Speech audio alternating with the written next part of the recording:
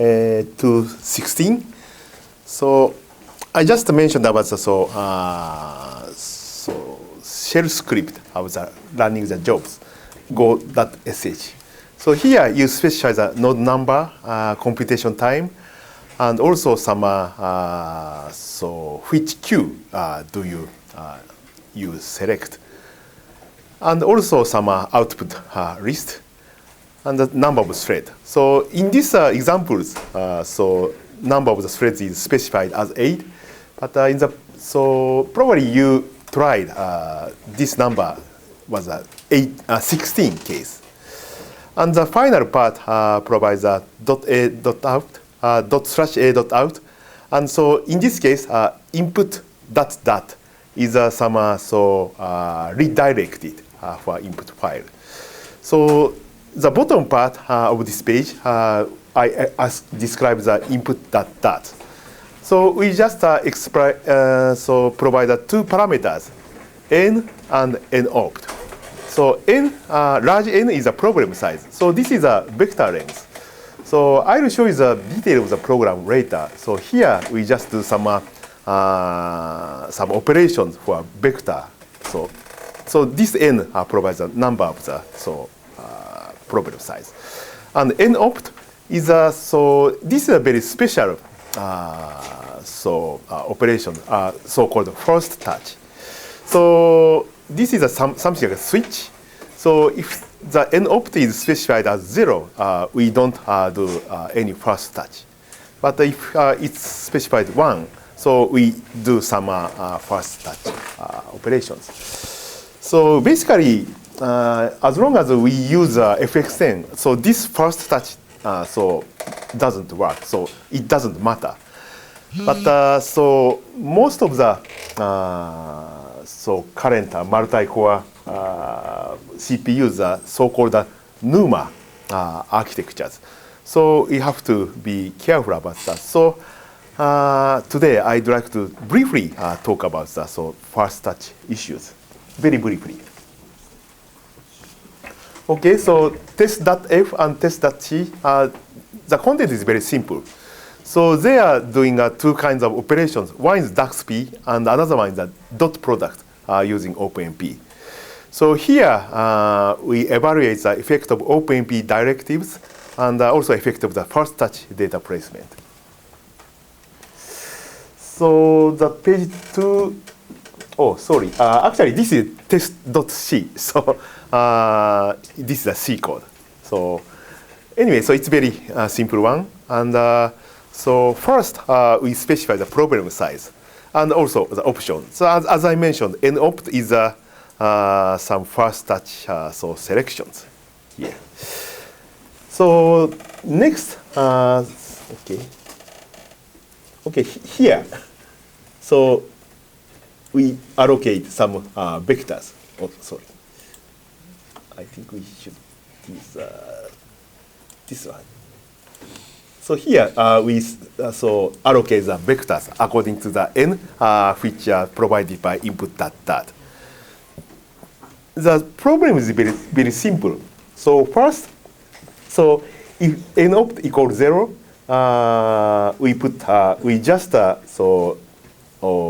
introduce 1 and 0 for x and y and z, t respectively. Okay. This is a initialization part. But you can notice that initialization is not parallelized here. So this is a no first touch case. So on the contrast, if the n-opt is not equal to 0, so we parallelize this initialization part. So this is a first touch. So actually, different. I think the switch is okay. Yes, work. So difference between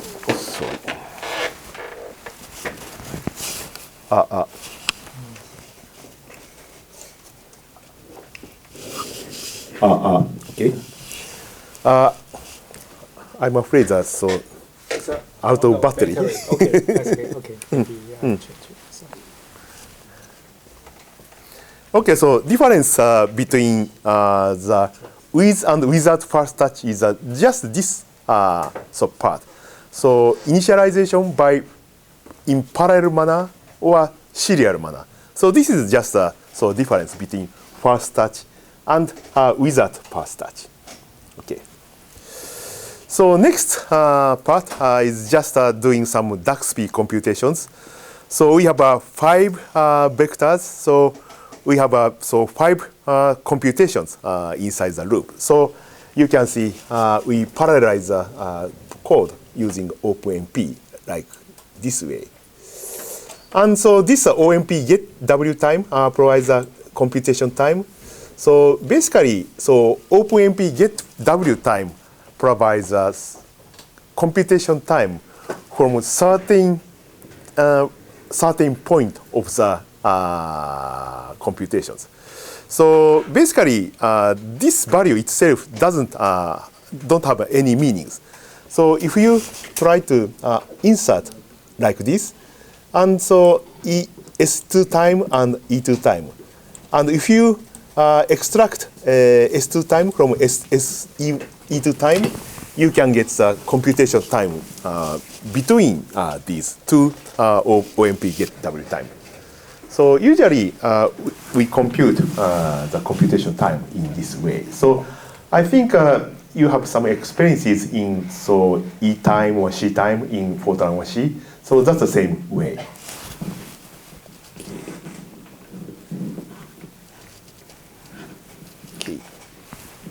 Okay. So next part is just computing the dot product.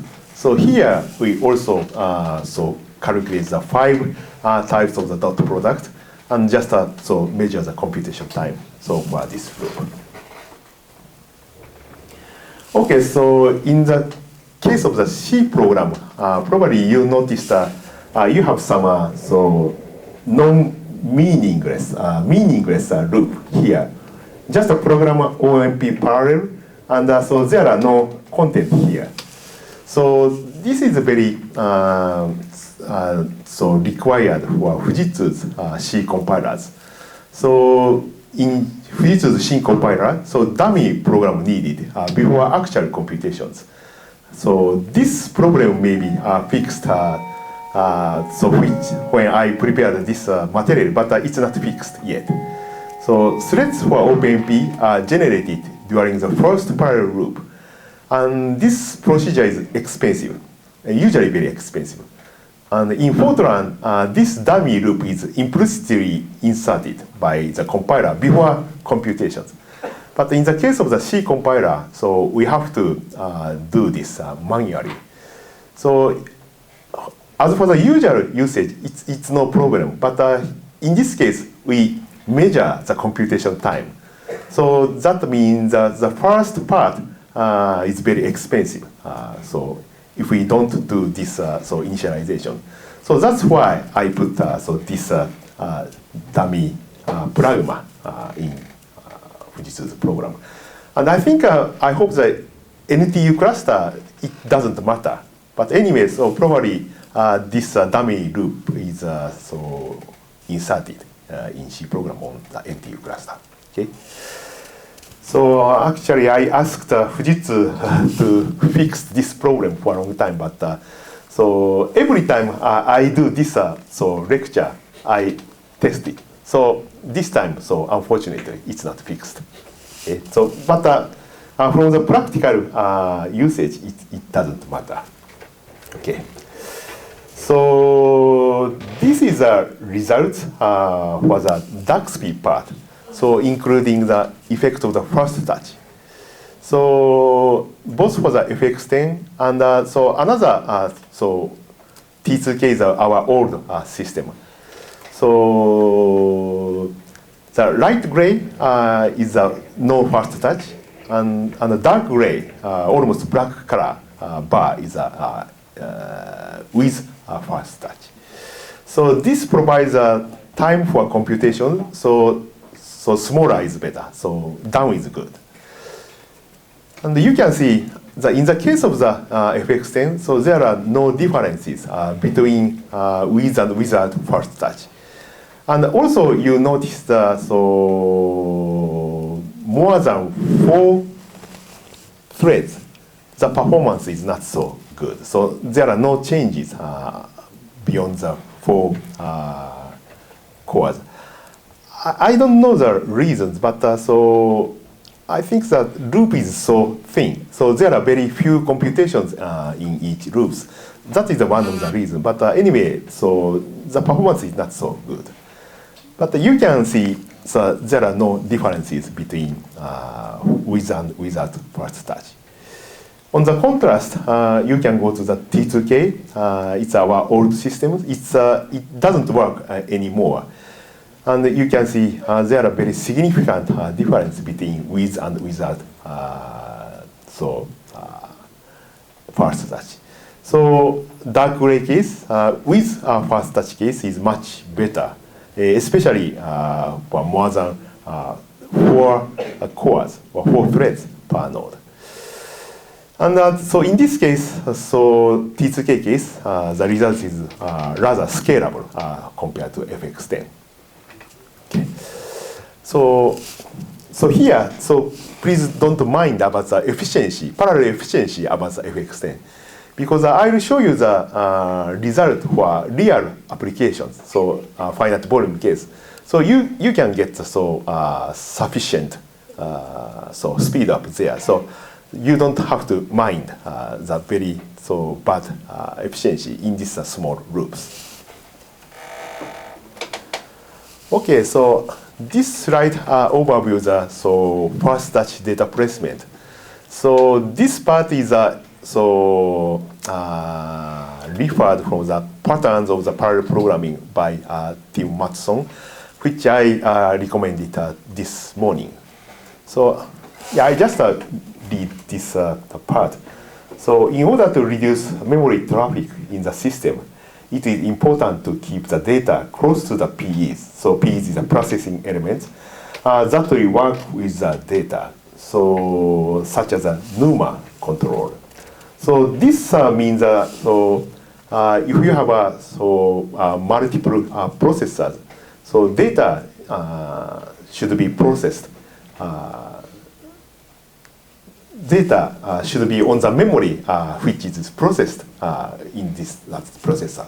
So processing and storing should be closer. So this is the point. On NUMA architectures, so NUMA stands for non-uniform memory access. And the current most commercial processors are NUMA architecture. But FX10 is not NUMA. It's so-called UMA, uniform memory access. So anyway, so on NUMA computers, these components to making sure the pages of memory are allocated and owned by the processors that will be working with the data contained in the page. So this part is rather computer science or hardware issues.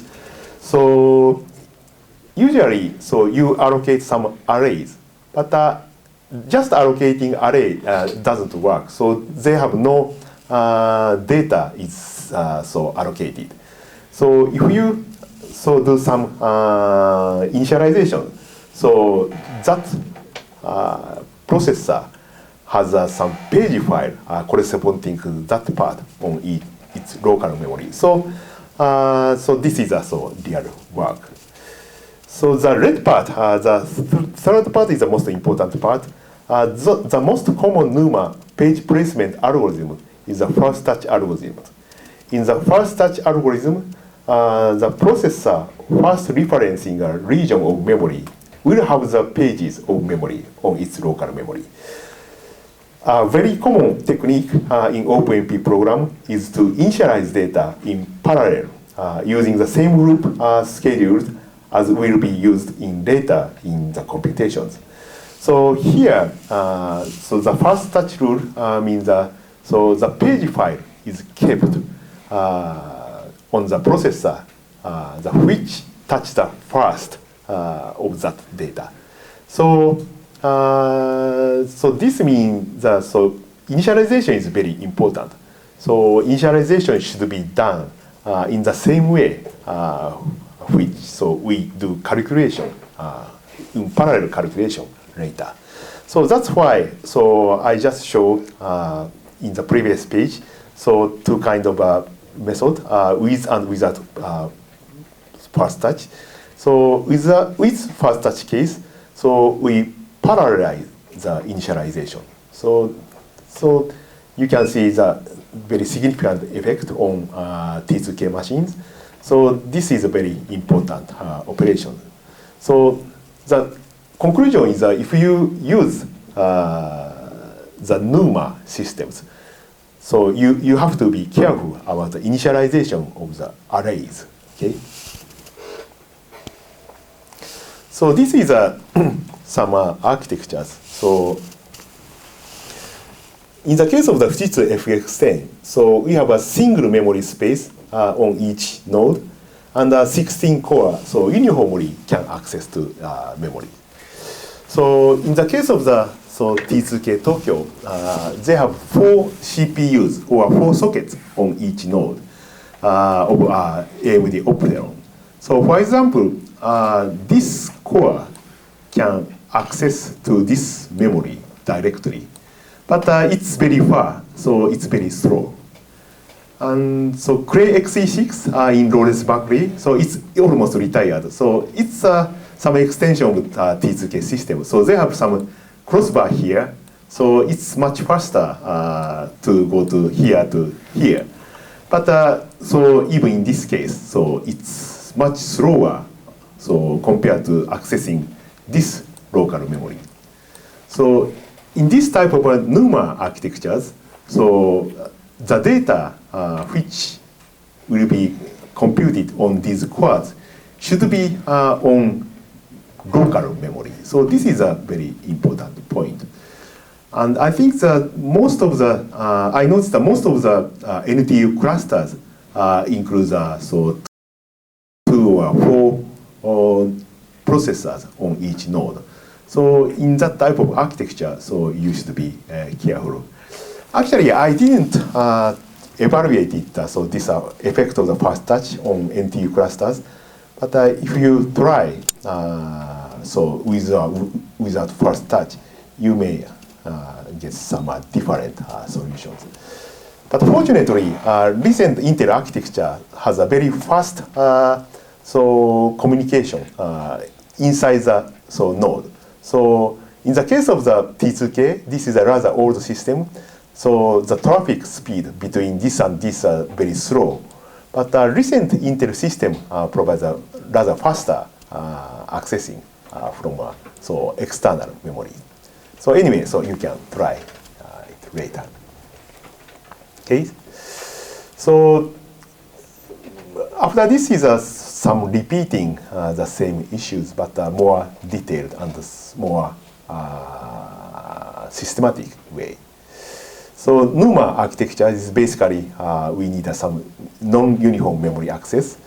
And in this case, data should be on the local memory.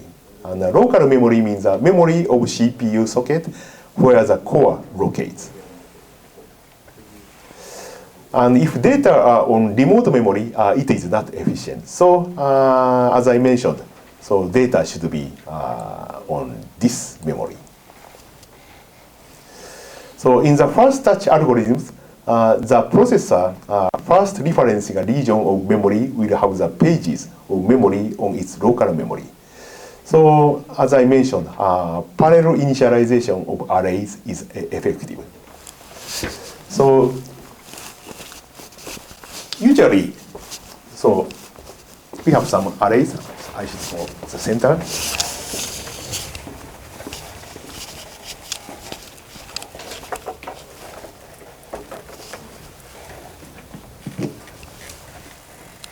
For example, if we have some array, so the size is so 100, and we have so four socket, and usually so all the components are not so saved on the same processor. So if I do some parallelized initialization, for example, 0 to the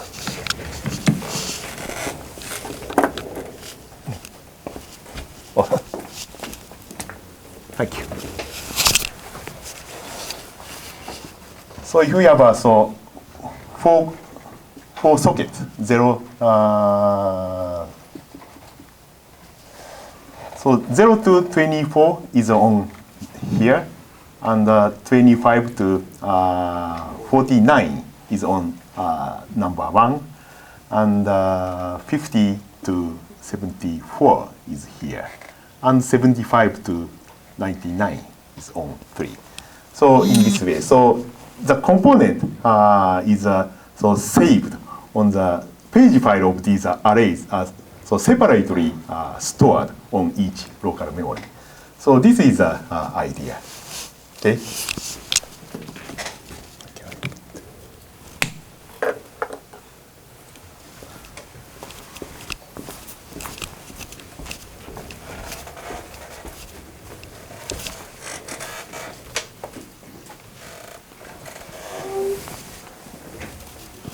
Okay, so this is some more so practical example of the first touch data placement. So this is an example for the matrix vector multiplications. So in this case, we also have many arrays such as item L, item U, AL, or AU. So these should be on some local memory of each socket. So in order to do the first touch data placement, so we have to initialize these arrays. So in the same way we do calculations. So we are using the same arrays or same sequence to initialize these variables and arrays. Okay. So this is a very brief overview of the first touch data placement. So the key point is initialization, parallel initialization. This is very important. So any questions for this part? I have 100% understand the first touch. So you do this first one in sequential, so that the data will be moved to the place will be used later. Is that the case? So if you do that sequentially, probably it will be in the first socket, local data. Yeah, right. So that is after doing the first touch. Yes. Oh, yes. I see.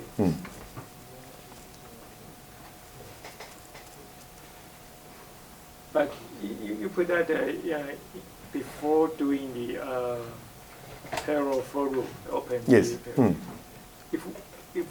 But what's the difference if we just put inside the parallel loop?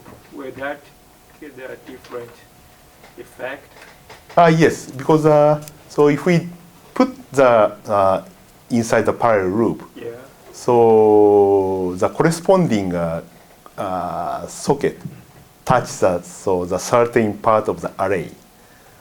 The page file of that array is created on that local memory. Yes.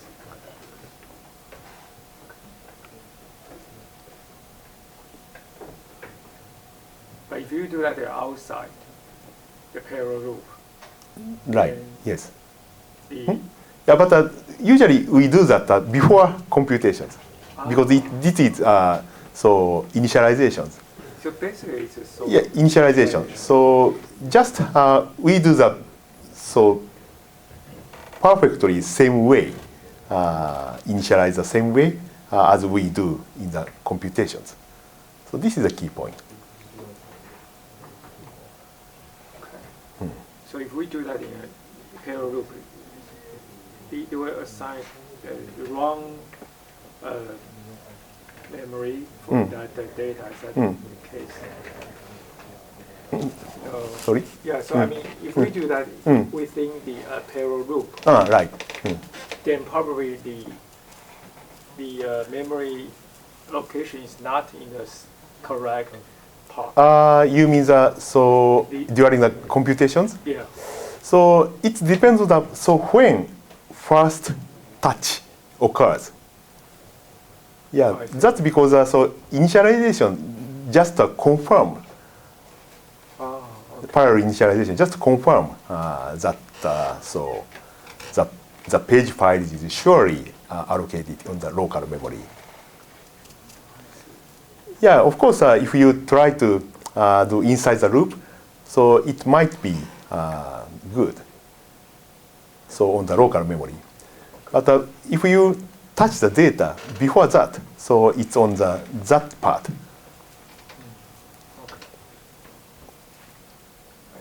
So it's basically just initialization. Right. So initialization is a very stable approach. Any other questions? I think I. The variable I in the for loop is, I mean, is the compiler determining which I go to which CPU? So. I mean, how do you determine? Yes. So basically, this is determined by programmer. So compiler don't do that. So if I specify the so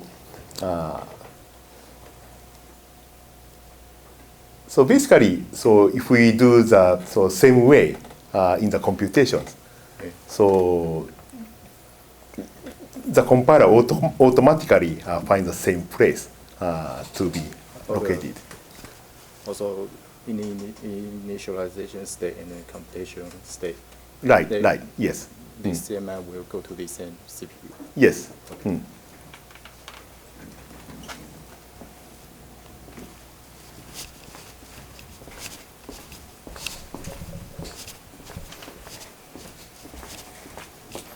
Okay. Any other questions?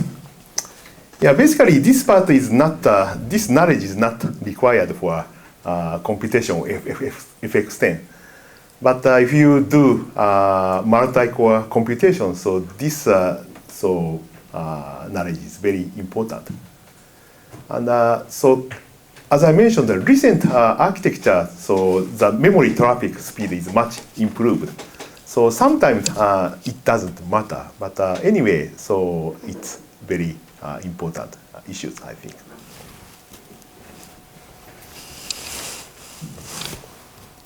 Okay, so let's go to the next stage. So in the parallel ICCG, so ICCG method, we have mainly 4 parts. One is dot product, another one is DAX-P, and matrix vector multiply, and preconditioning. And so far, dot product and DAX-PI have been parallelized using OpenMP. So next is a matrix vector multiply. And actually, this is not so difficult. So this is some typical matrix vector multiply, AP equal Q, which appears in ICCG method. So in this case, if you just apply the OpenMP directives, you can easily parallelize that. So in this case, we have additional arrays, SMP index G, but anyway, you can get a very easy way to parallelize. I think the next page shows very straightforward way. So in this case, just you have to do is just put the OpenMP directives like this. So in this case, you have to be careful with which one is private variables. So I will change that. So in this case, I is this one. So you don't have to declare here. and this val is some intermediate value. So this is finally the value of Q, but this should be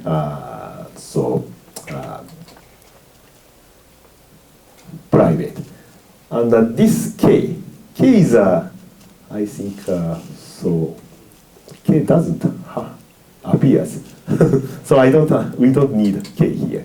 So anyway, so val should be private. Okay, so this is a very straightforward way. And if you go to this type of another layers of loops, so you can specify the thread number for each element of the matrix.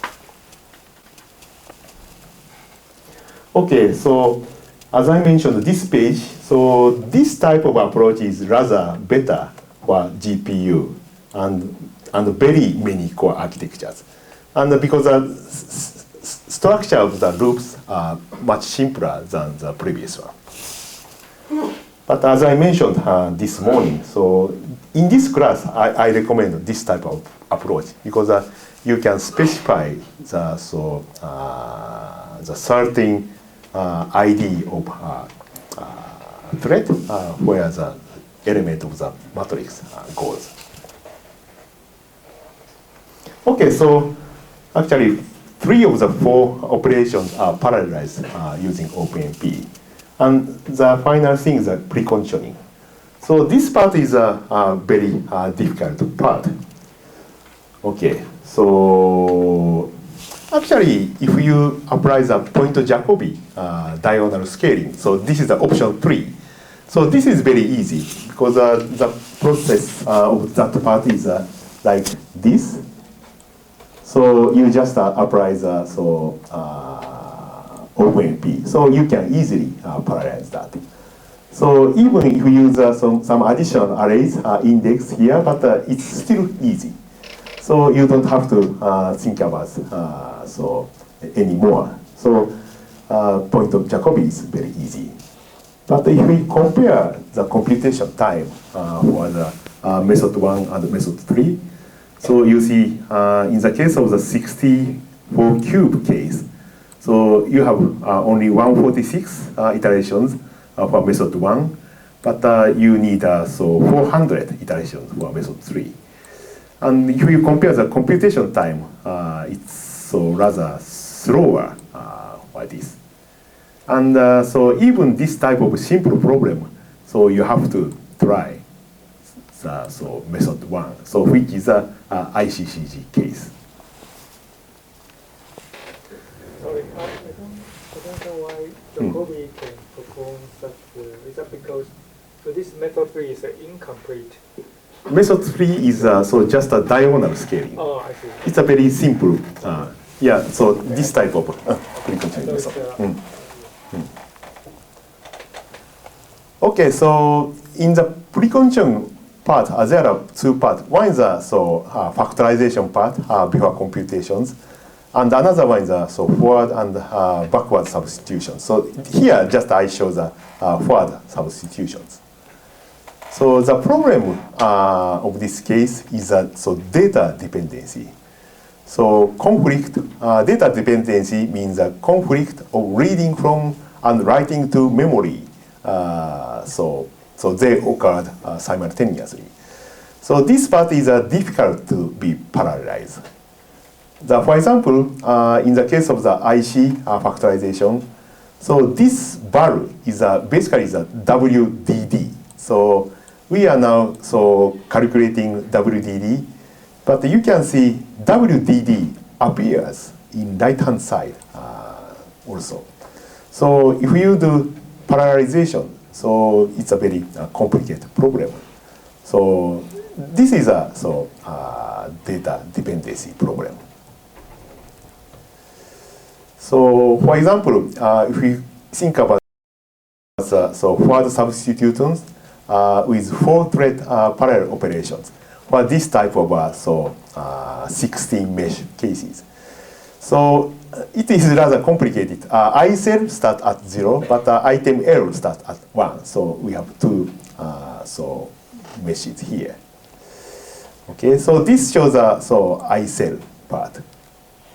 So, for example, if we just apply this program OAP private for, and also some index here. So in this case, there are 16 elements. So index is divided into 5 parts, and each has 4 elements like this. So thus we can do the parallel computation in the following way. So we have 4 threads, and so each thread has 4 elements. So in this case, I is from 0 to 3, and 4 to 7, and 8 to 11, and 12 to 15. So these 4 groups are done simultaneously.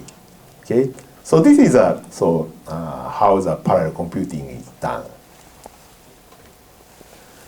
But if you think about the inside of the computations, for example, number 0 thread starting from the 0, and so number 1 thread is starting from 4, and the number 2 thread is starting from 8, and the number 3 thread starting from 12. But this case, this is a incomplete Cholesky factorization. So they are going to search the WDD in the lower triangular cases.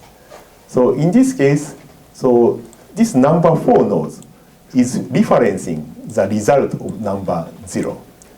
And also number 8 is referencing number 4, so they are going to search the result of this. And the same way for the number 12 is referencing number 8, so the third thread is trying to search the result of the number 8. But the problem is, for example, this thread is try to get the result of the eighth mesh. But the eighth mesh is still computing in this thread. So that means that computing and accessing the data occurs simultaneously. So the accessing the data occurs is different whether before or after the computation of 8 is finished or not finished. So this is a very typical situation of the data dependency, conflict of the reading and writing to and from memory. So this is a very important part. So that means that we cannot parallelize this part straightforward manner, just putting this OpenMP threads.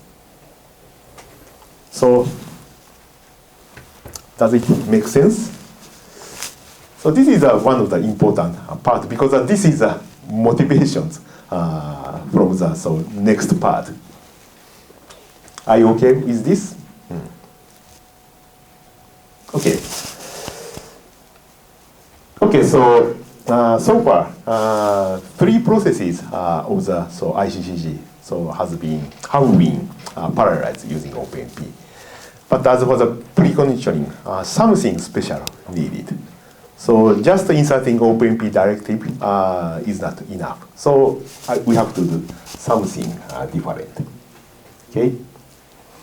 Okay, that one is not important. Okay, so I'd like to close the first part, and so any questions so far? No questions? Okay, so I think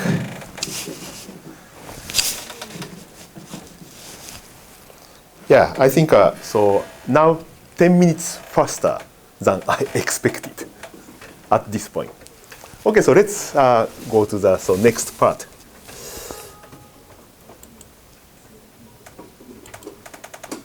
So please go to the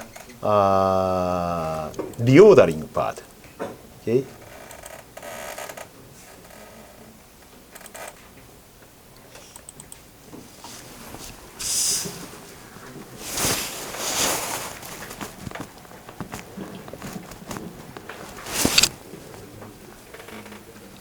So this part is so most interesting part of this so winter school.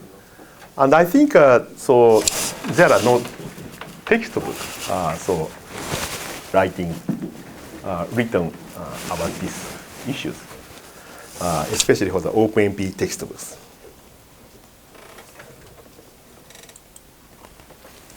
Oh no, this is not. Sorry.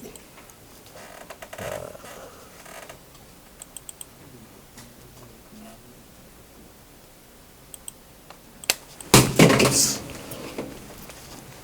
Sorry.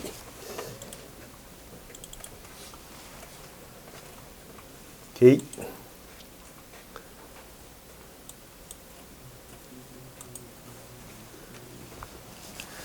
Okay, so I'll start from some remedy for data dependency, and some ordering or reordering method, and some implementations.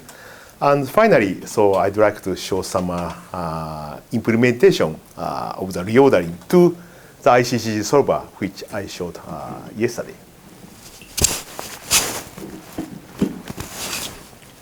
Okay. So this is a repeat of the same slide, which I showed the last part in the previous part. So one remedy for data dependency is coloring. So parallel and concurrent processing is possible for independent meshes without dependency. So this is a main idea. So in this case, we have 16 meshes. So in the left-hand side, right-hand side, you can see some meshes with red colored. So in this case, this is a finite volume code. So adjacent through edges or surfaces are connected. But in the case, so these red meshes are not connected. So that means we can do computations simultaneously in parallel manner. Okay, so this is the main idea of the coloring. And the same thing has happened on the remaining 8 meshes. So these black colored meshes are independent to each other. So there are no dependency between each meshes.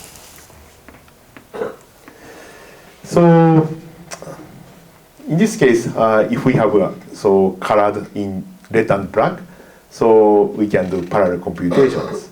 So applying same color to independent meshes without dependency. So this is a definition of the coloring. And so this case is the most simple one. So there are only 2 colors. So it is called red-black coloring. Okay. So actually numbering starts at 0 in the program, but I would like to use this one starting at 1. So please do not confuse, especially in the C programmer. Okay. So you see, in this case, red colored meshes are independent to each other, and on the contrast, in the same way, so black meshes are also independent to each other. So that means if we consider the red colored elements, 1, 3, 6, 8, 9, 11, 14, 16.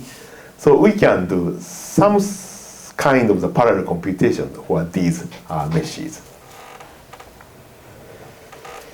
So this is a very primitive implementation of the red-black coloring method.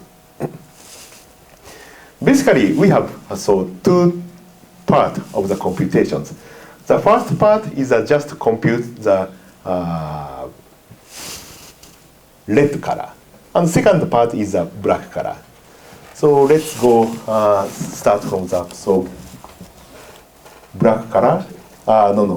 Red color. Just a moment.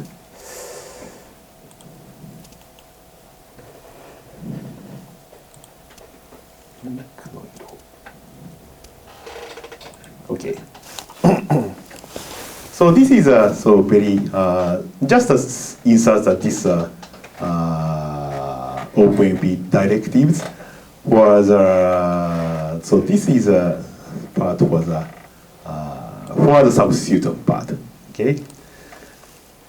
And the difference is so we have some loops here. If color is red, do some calculations. So as I mentioned, so this loop is parallelized, but inside the loop, only red color is computed. So that means we can do parallel computing without data dependency. So this work. Okay. So during operations on red meshes, so only black meshes appear in RHS, so right-hand side. So in this case, left-hand side is so red color, and so right-hand side it's just a black meshes. Okay. So basically, we are calculating these red meshes. So you can see that red meshes don't appear in the right-hand side, and only black color meshes appear in right-hand side. Okay, so in this case, red is a writing part, and black is a reading part.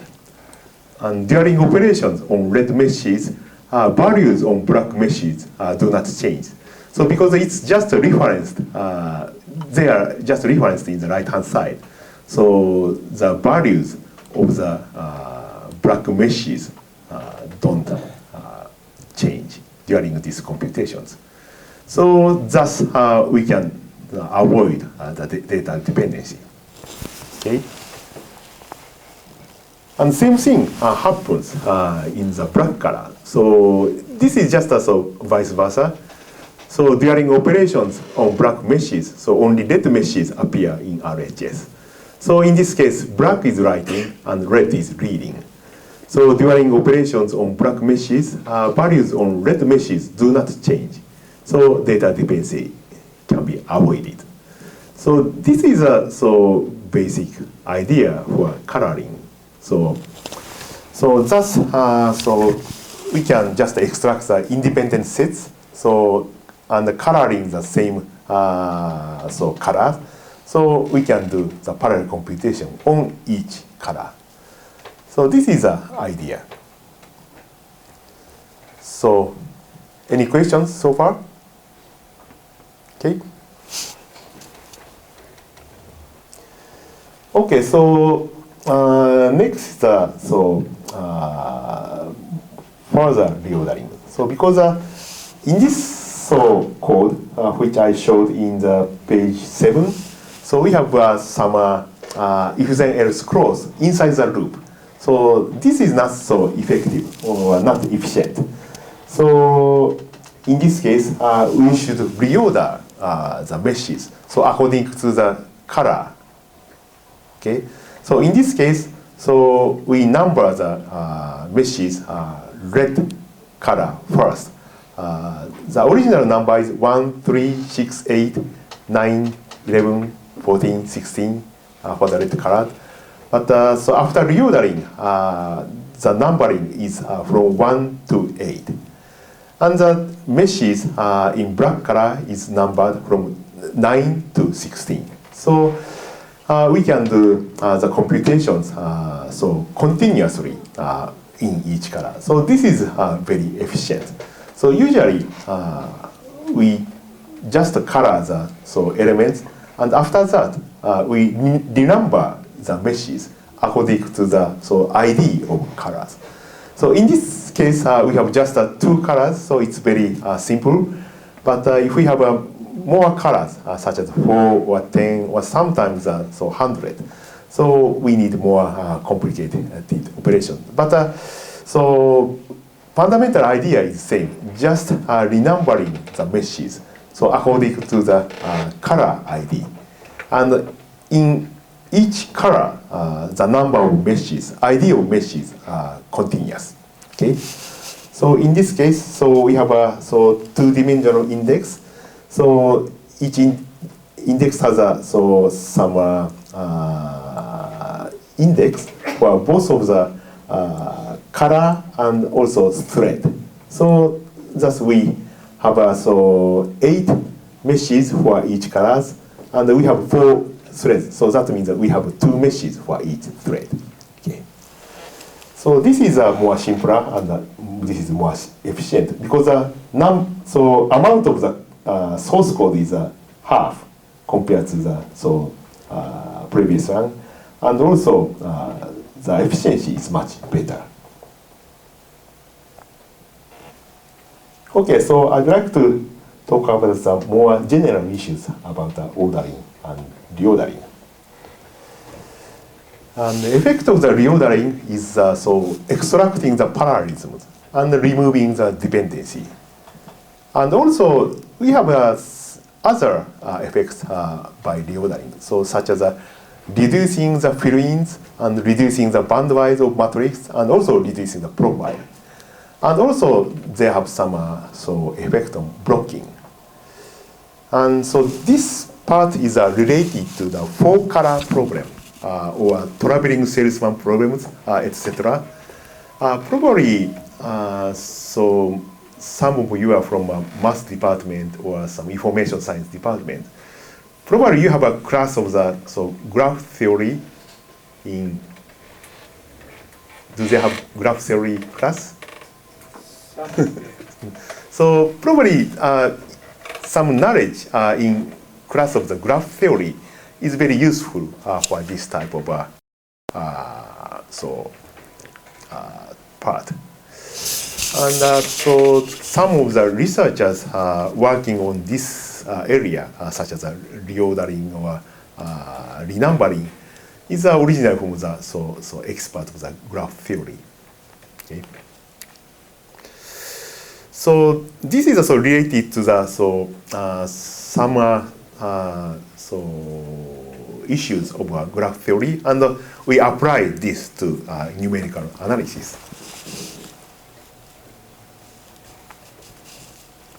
So there are some ordering and reordering methods for parallel computing. So the most famous one is multi-coloring. So we call it MC in this class. So they are mainly focusing on the extracting parallelism. So I just show the red-black coloring. So this is a very special case with just 2 colors. Okay. Another well-known method is Cut-Hirmaki and a reverse Cut-Hirmaki method. So we usually call it CM or RCM method. And Cut-Hir and Maki are names of researchers. And I don't know, so what they do, except this one. But anyway, so they are very famous with this method. So reverse Cut-Hirmaki and Cut-Hirmaki is very useful for various types of applications and areas. So there are some effects on reducing fill-ins and also reducing matrix bandwidth or profiles, and also extracting parallelism. Okay, so before going to the parallel computations, I'll show you some effects of the reordering to some property of the matrix. So this page describes some technical terms for matrix. So beta I. So beta I is k minus I, where the maximum ID number of non-zero column is k at I row of the target matrix. So beta I. So bandwidth is the maximum value of beta I, and the profile is the total sum of beta I. So bandwidth and profile are very closely related parameters. And bandwidth and profile and also fill-in. So smaller is better. And bandwidth and profile of matrices affects convergence very strongly. So for example, this is a initial matrix for this 16 mesh geometry. So beta I is by this value. So in this case, I is 1 to 16, and I is the maximum ID of the column. So in this case, this one is the maximum column, and so in this case, 1, 2, 3, no, 5. 5 minus 1 is a beta 1. 4 is a beta 1. So in the same way, we can calculate the beta I. So basically, this relationship is so provides the largest I. So 4 is a beta I for almost all part of the meshes. Okay, so next page provides some features of the multi-coloring and multi-color ordering. In the case of the multi-color ordering, meshes in same color are independent and renumbered according to the color ID. So in the case of the red black, so it's a multi-color with 2 colors. So this one is a red and black, and this one is a 4-color method. So usually, if we have a usually more colors needed for complicated geometry. So in the simple case, we just need 2 colors. And as I mentioned, parallel operations are possible for meshes in same color. And mesh and its neighboring meshes belong to different colors because coloring is just eliminating the data dependency. So that means neighboring meshes have some dependency. So they don't belong to same color. So you can easily find that. For example, 13 is the neighboring meshes in the different color like this, and the same issues happens for another meshes. Okay. Okay, so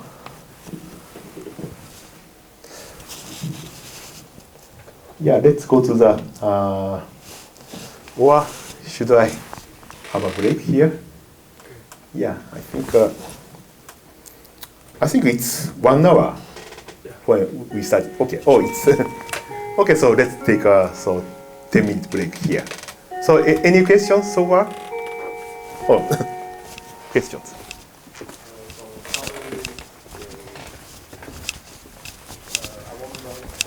That mean coloring will lead to different preconditioning. Yeah, because in the original preconditioning, grid 2 is updated before grid 3 excess value of grid 2, but in the red and black, your grid 3 is compute first, so he access the value in grid 2, but at this time grid 2, the value of grid 2 is not changed. Okay, well, So could you repeat the questions? Oh, I believe. When you compute this in black red, you compute red first, so he will access value 2.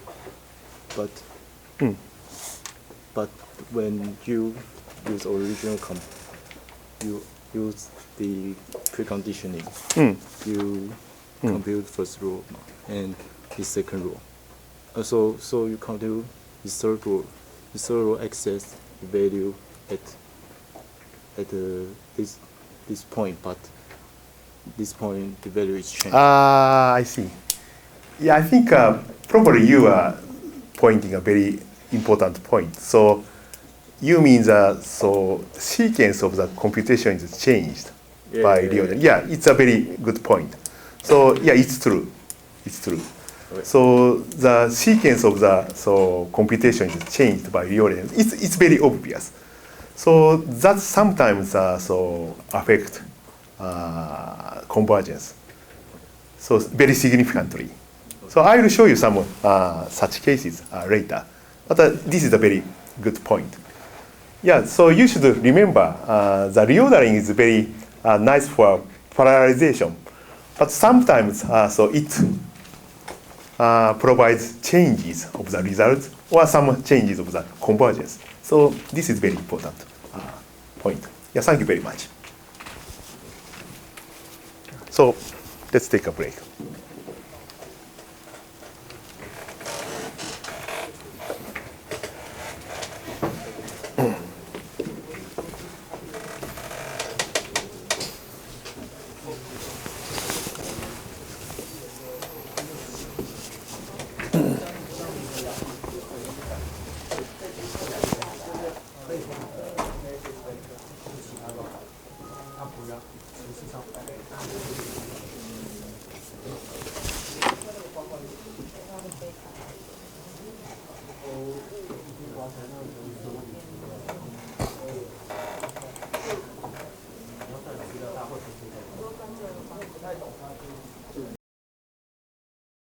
Is small m is a mesh number divided by color number. So small m means number of meshes which belongs to each color. So color m. So this first thing is color m independent meshes in ascending orders according to initial mesh ID. Then proceed to the next color. So in this stage, so we extract the m independent meshes. So go to the next stage. So sometimes we have to put some additional rule to how to select these meshes. So it's not random here. So in ascending orders of the initial mesh ID. And so the third is a repeat the second part until every mesh is colored. And the fourth part is renumber the meshes in ascending orders according to color ID, which I mentioned in the red-black case. Okay? So this is a very original method. So this is some procedures for the four colors case. So in the case of the four colors, small m equal to m 4 because 16 divided by 4 is equal to 4. So first we just select the four meshes, four independent meshes. So ascending over orders of the initial ID. So we finish the first part, and so then go to the second color. So we also select the four meshes, so ascending to the initial mesh ID. So do this until all meshes are selected like this. So finally, so we renumber the mesh like this. Okay, so you see, I have already renumbered the mesh from the first, and in order to according to the color ID, the mesh is renumbered in this way. So this is a very fundamental algorithm. But this doesn't work well for the very general cases. So we have to specify some additional rules. But anyway, so this is a very fundamental coloring algorithms. So any questions so far? Okay, so it's very simple. So basically, the idea is the same, but the next page shows us a modified multi-color method. So this is a more practical method. So the mesh with minimum value of degree is set to new mesh ID equal 1, and the color ID equal 1, and counter for color number is 1. So actually, the previous one is strongly depends on the initial color ID or color initial mesh ID or initial mesh numbering. So in this case, so we apply the more strict conditions. So sometimes it's very difficult to find the first mesh in the new color. So in this case, we specify the first mesh as the meshes with minimum value of degree. So what is degree? So degree is the number of vertices adjacent to each vertex. So that means the number of meshes adjacent to each meshes. So if we consider this kind of rather unstructured graph, so each vertex has some adjacent vertices. So the right-hand side they show the number of degrees for each vertex. For example, this one, number 1, has a 3 adjacency, so the degree is 3. So in the case of this one, 6, so they have 6 surrounding vertices, so the degree is 6. So in this case, we have several vertices with a degree is 3, and so we start one of these vertex. Okay, so this is a remaining part. So define item cow. So item cow is also corresponding to small m in the previous method. So this is a I cell tot divided by n color tot, where item cow is a maximum number of meshes in each color. So this is an important part. Item cow is a maximum number of mesh of each color. So the third part is corresponding to the second stage of the previous method. So color the item cow numbers of independent meshes in ascending order according to initial mesh ID. So if item cow meshes are colored or no more independent meshes do not exist, add 1 to the counter for color number. So increase the number of color and proceed to the next color. So number 5 is a repeat 3 and 4 until all meshes have been colored. And 6 is also actually same. So the final counter for color is n color tot f. So sometimes this n color tot f is larger than n color tot, which we specified as the initial color number.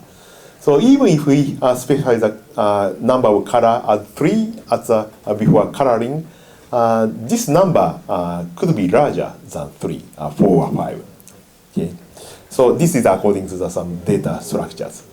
So in each color, numbering is ascending orders according to initial mesh ID. So in each color, new numbering of meshes is continuous. So this is the same as before. Okay, so I'll show you some examples. So for example, so we just consider the 3 colors of these 16 meshes. And actually, so we get finally 5 colors in this case. Okay, so in this case, so item cow 60 by 3 is 5 this case. Of course, you can set 60 by 3 is equal to 6. So in this case, the result is changed. But so here, I just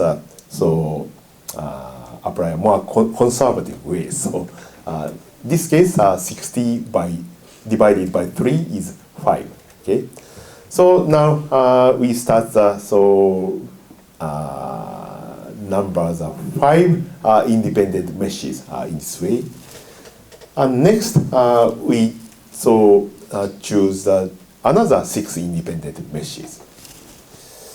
And on the third color, we cannot find 5 independent meshes. So if we go to the third mesh, so we cannot find any more independent meshes. Okay. So in this case, we go to the next color ID. So we can find 2 independent meshes, 14 and 15 for the fourth color.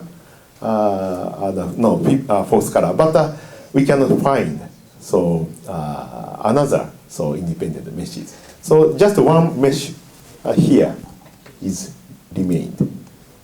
So next thing is so just number this one as a fifth color. So finally we have 5 colors, although we started as 3 colors. So this types of issues sometimes happens. Okay. So this is a very fundamental multi-color ordering. So any questions for this part? Okay. Okay, so next is a cut-Hirumaki and reverse cut-Hirumaki. So as I mentioned, so they have 2 types of effects. So one is some reducing fill-ins. So this is very nice for improvement of the convergence. And another one is parallelism. So this is a very fundamental algorithm for cut-Hirumaki method.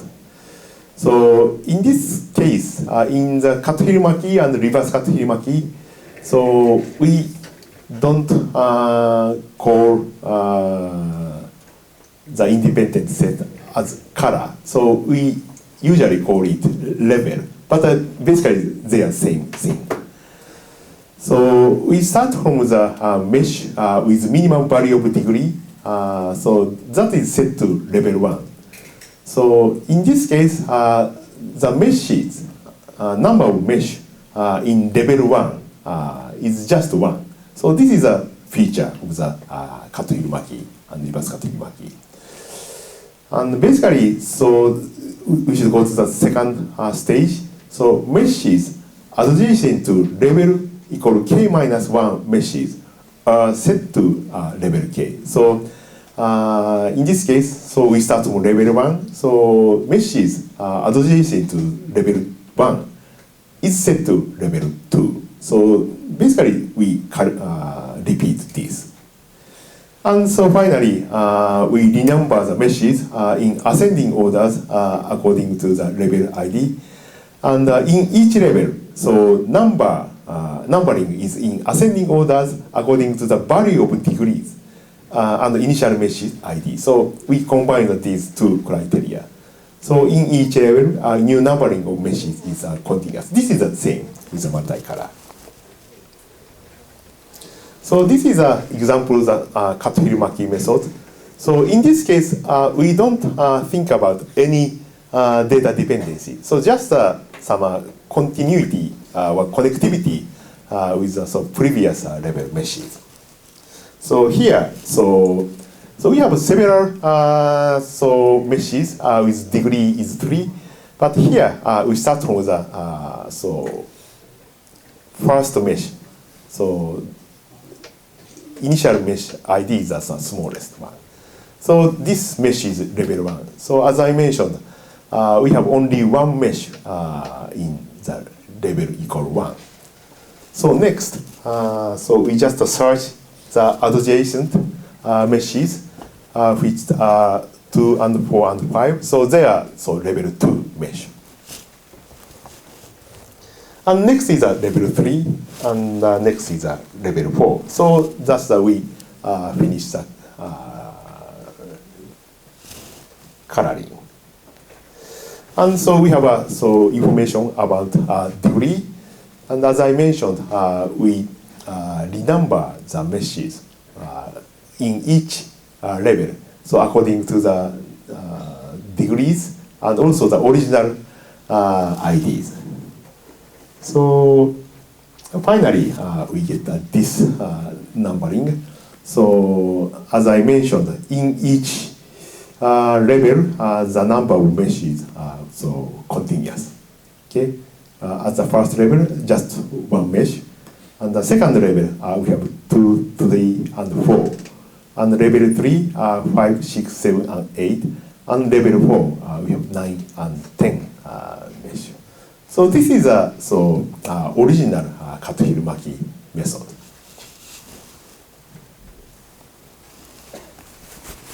So RCM is more frequently used compared to Katuhirumaki, original Katuhirumaki. So RCM stands for reverse Katuhirumaki. So basically, reverse Katuhirumaki is some additional operations after original Katuhirumaki.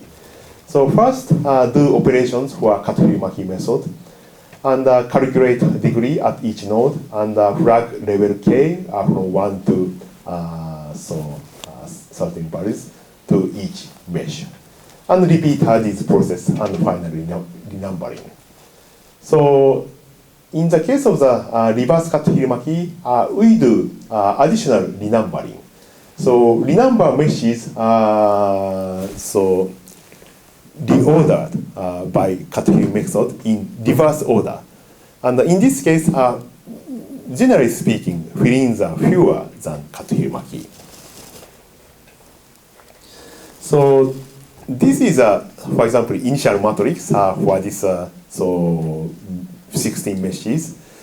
So in this case, black part is a diagonal component, and the dark gray part is non-zero of diagonals.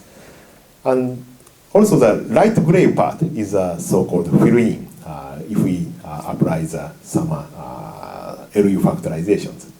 So in this case, band-wise is 4, profile is 51, and fill-in number is 54. So this is a number for initial matrix. And if we apply the Katuhirumaki, the mesh is in this something like this way. So this is level 1, and this is level 2, and this is level 3, level 4, and we have up to level 7, I think. So in this case, band-wise does not change, but the profile is rather reduced. And also, fill-in is from 54 to 44. It's reduced. And if we consider reverse Katuhirumaki, so just reverse the number of the Katuhirumaki. So in the case of the reverse Katuhirumaki, the number 1 mesh starts from this side. So in this case, band-wise profile and fill-in doesn't change compared to Katuhirumaki. But so usually, if we apply the ICCG method for reverse Katuhirumaki ordering, number of iterations until convergence is slightly smaller than that of the Katuhirumaki.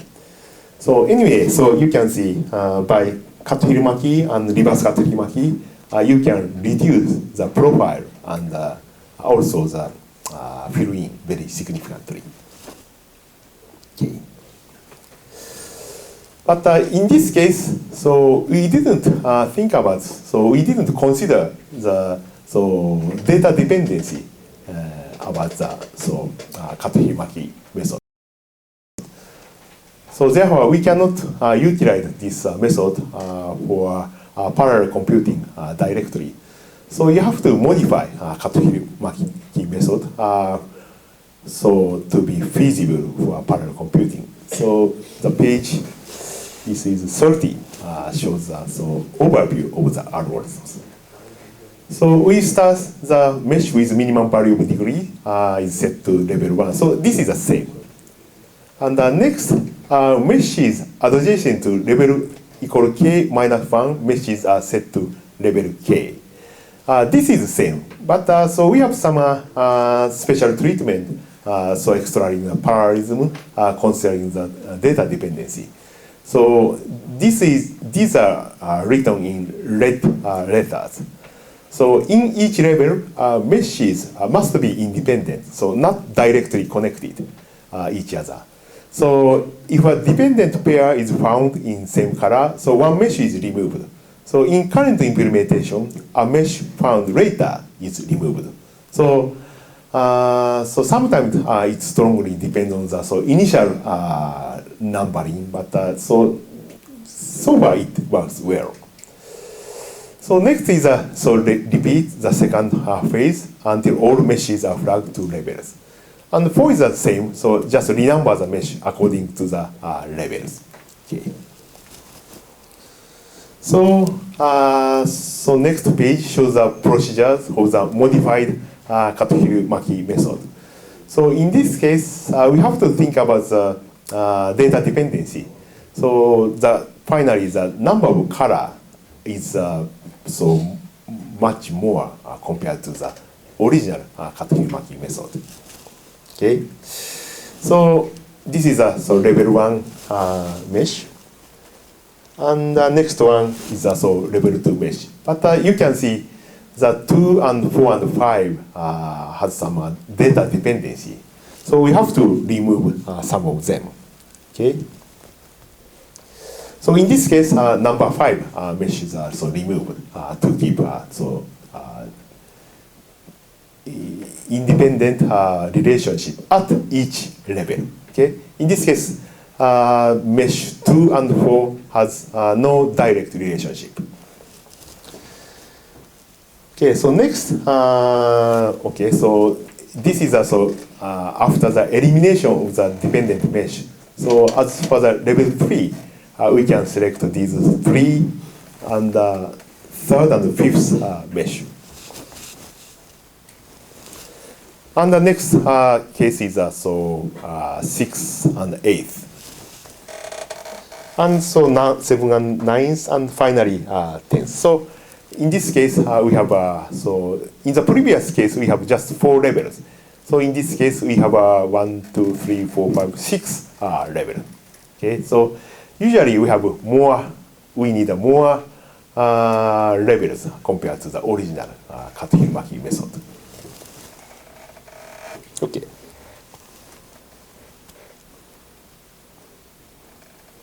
Okay, so that one, this part is so renumbered according to the level number from 1 to 10.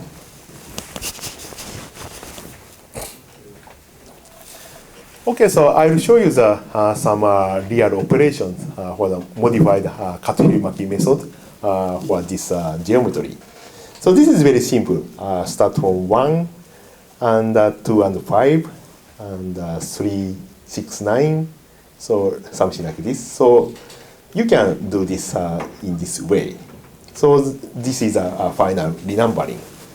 So in this case, so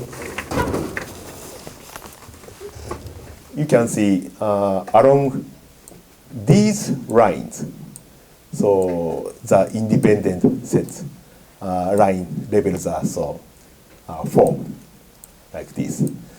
So this type of line is called so hyperline in 2D, and in 3D case, this type of so meshes in the same level from the some surfaces. So we call that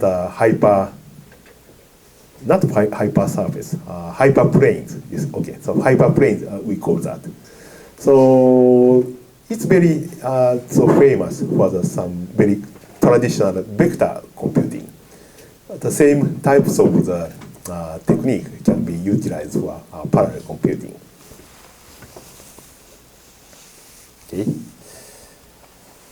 Okay, so there are, so I just show you some 2 types of the method, multi-coloring and Katohiri-Maki and reverse Katohiri-Maki. So in the case of the Katohiri-Maki or reverse Katohiri-Maki, sequence of computations and dependency between levels are also considered. So in the case of the multi-color, we just extract the so independent meshes. So this is very nice for parallelization, parallel performance, but sometimes convergence is not so good. So as one so student, one participant pointed out, so we change the so computations compared to the original so numbering. But in the case of the Katohiri-Maki or reverse Katohiri-Maki, so at each level we consider the so relationship with the so previous level. So as I mentioned, so the computation is so renumbering according to the level. So that means so relationship with the previous level means the relationship with the previous numbers. So in this case, the sequence of the computation is much more considered compared to the multicolor. So this is more effective for convergence. So I will show you some examples later. Okay, so I will show you some relationship between reordering and convergence. So this is an effect of color number on convergence of ICCG. So using this so code. So I have so two figures. So one is a so incompatible node, and another one is a so iteration. So this is more so easy to understand. So this axis is a number of colors, and this axis is a so iteration. So basically, down is good. Okay, and so I have some so figures. So in this case, we have solved the 8,000 elements. So epsilon is 10 to the minus 8, and this black square is a ICCG L1.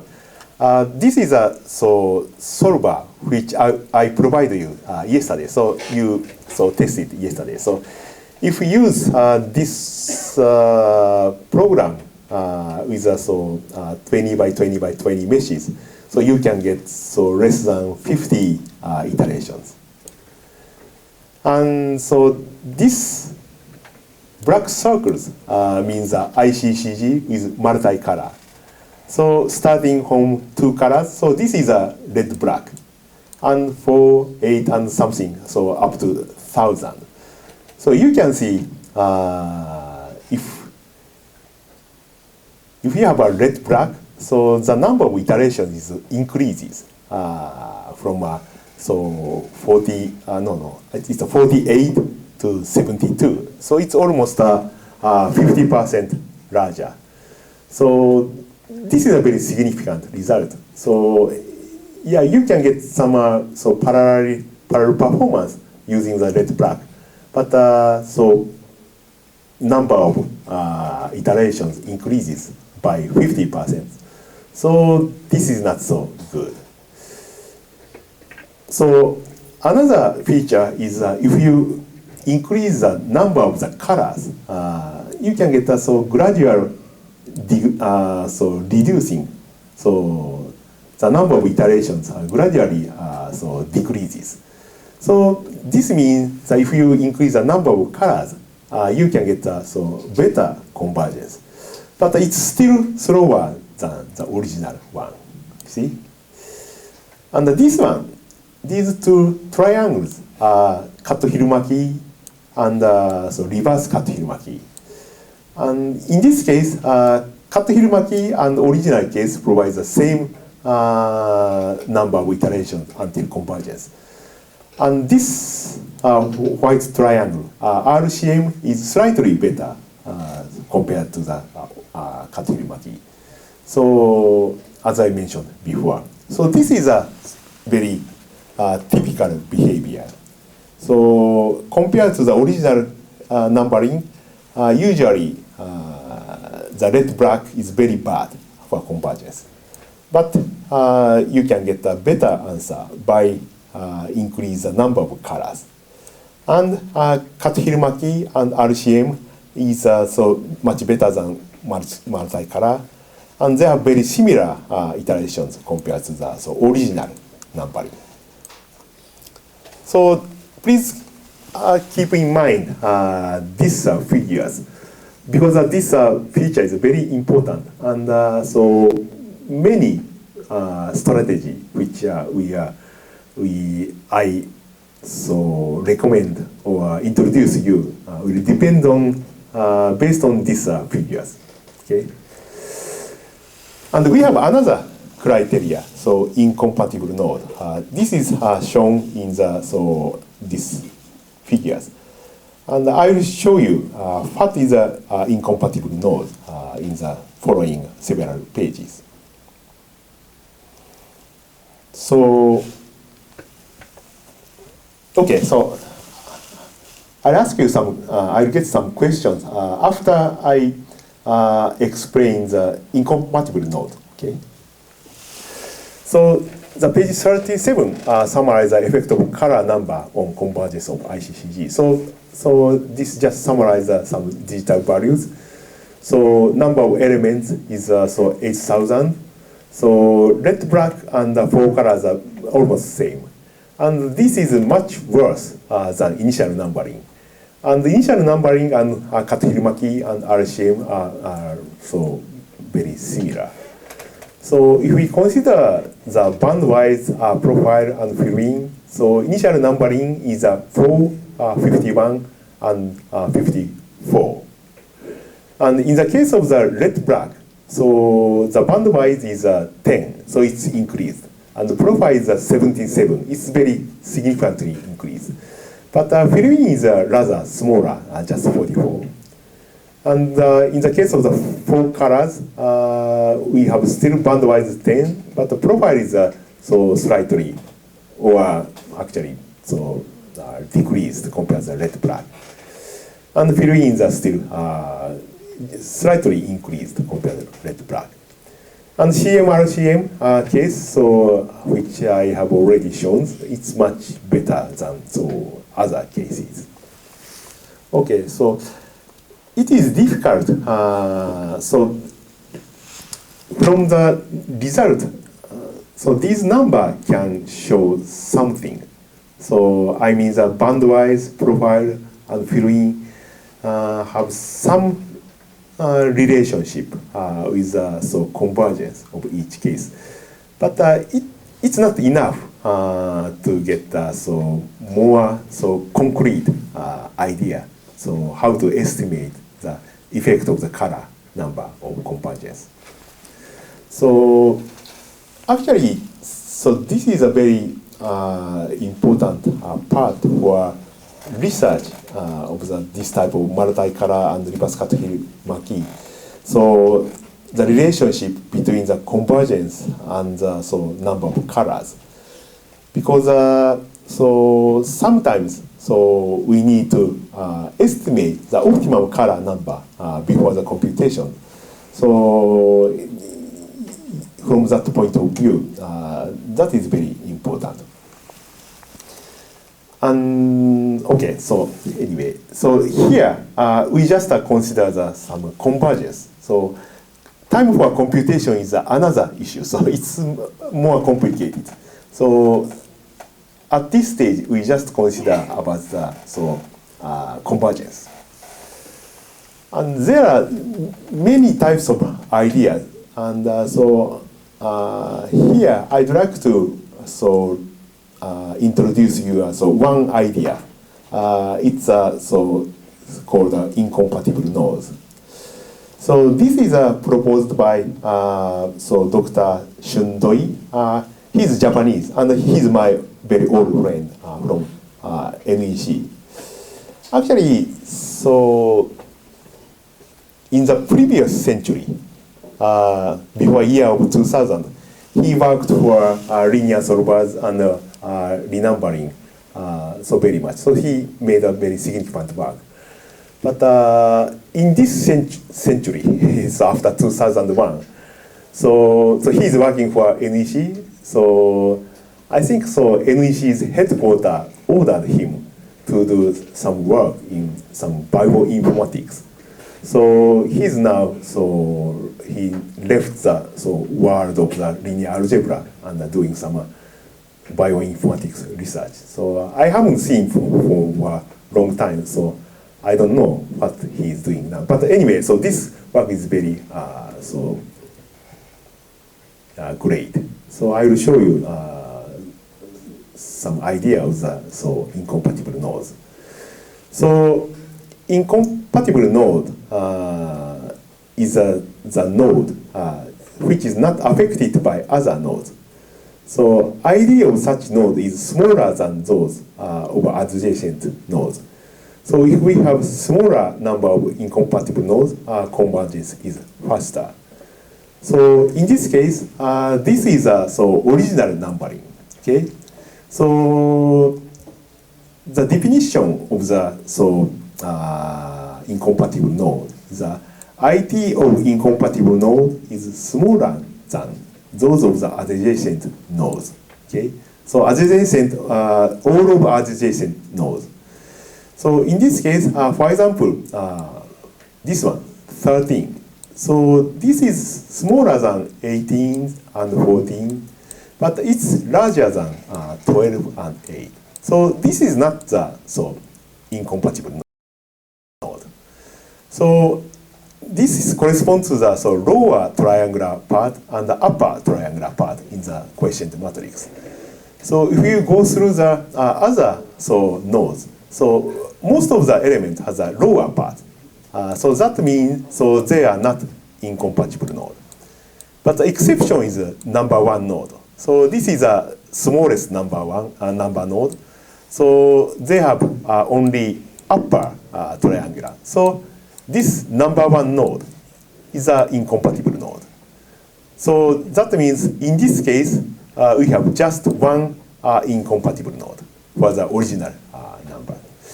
So this corresponds to some propagation of the effect in the case of the forward substitutions.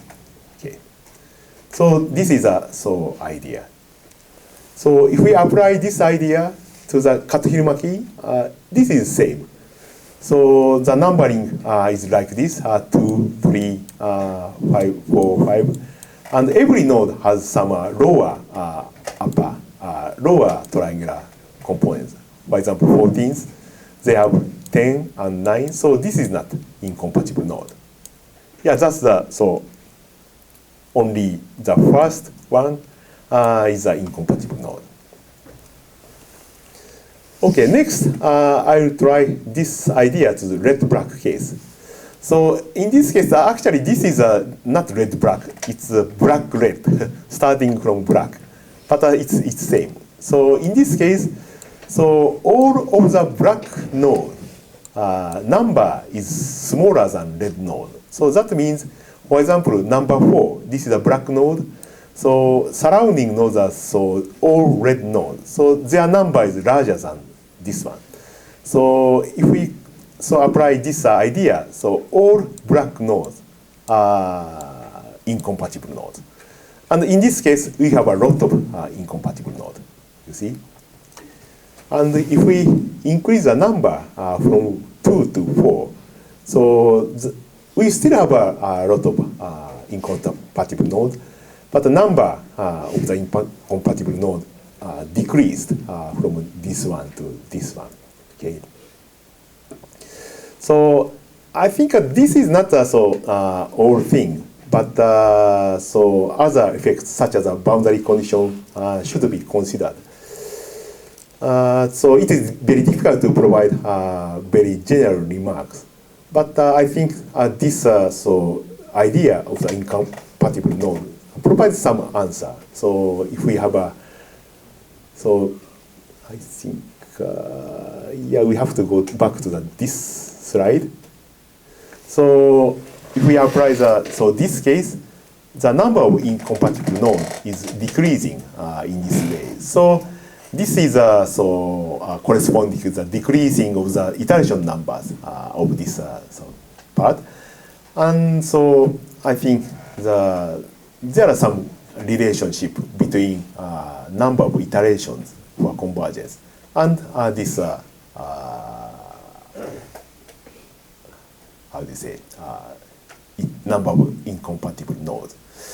So the conclusion here is so if you increase the number of colors, you can have the smaller number of incompatible nodes, and you can get a smaller number of iterations until convergence.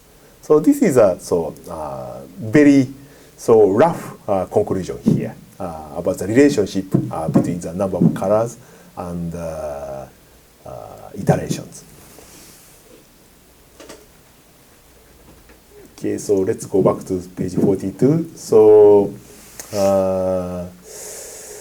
actually, so as I mentioned, so reverse Katerina-Maki provides slightly faster convergence than Katerina-Maki. Although parameters such as the bandwidth profile remain the same. So actually, I have no answer about this. So why it's fast? But every time, if we compare the Katerina-Maki and reverse Katerina-Maki, provides a slightly better convergence. 1 or 2 iterations. Okay, so the page 43 shows the very critical issues about the effect of reordering. So reordering changes the sequence of matrix operations and sometimes improves convergence, as I show in the previous page. So we get some parallelism and also get some faster convergence. And we need some kind of reordering for parallel ICCG on such simple messages described in examples.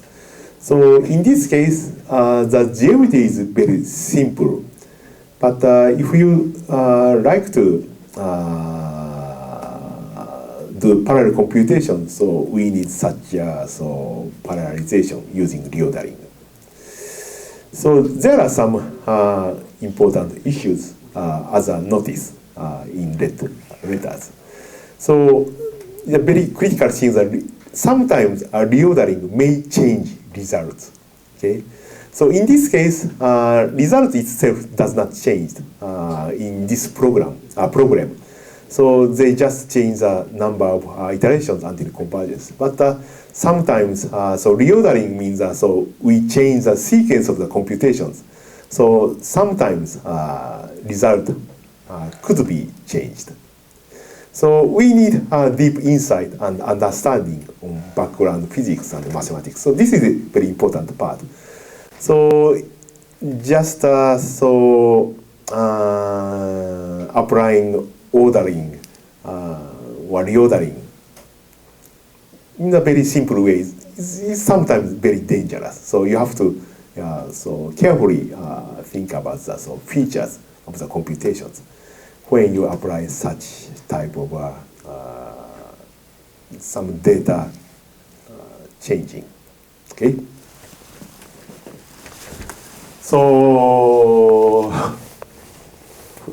what's the name of that guy? So Lin. Lin? Mr. Lin. Yeah. So does it answer your questions? Okay. Okay. Yeah, it's a good point anyway. So you show the convergence iteration number, but how about the timing? Yes, so that is also a good question. So I'll talk about it. So yeah, probably I have some slides today. But basically, if you increase the number of colors, so we have more overhead. So that means so performance is worse. So it's a trade-off. So performance, that means that computation time per iteration increases if we increase the number of color. But number of iterations is decreasing. So it's some trade-off. It's a very critical point. That was a question. I don't quite understand why, if you have more coloring, then you actually separate in more parts. And it seems it's getting far away from the original one. So why the one color is just very small number of convergence number, and if you have a more coloring, more number of colors, so it seems to me it's far away from the original one, but it seems to get a better iteration number. So that's what I if you have one color, it seems to me if two colors is more similar to the one color. So it seems to me that the convergence BX should be more similar. I think not necessarily. because so two color case is so Yeah. farthest from the original one. And if you increase the number of colors, so number of meshes in each color is smaller. So that means a very small chunk of so node is included in the so each color. So that means the next color starts very close number. So I think that so that's another reason. Okay. Mm. Yeah, I see.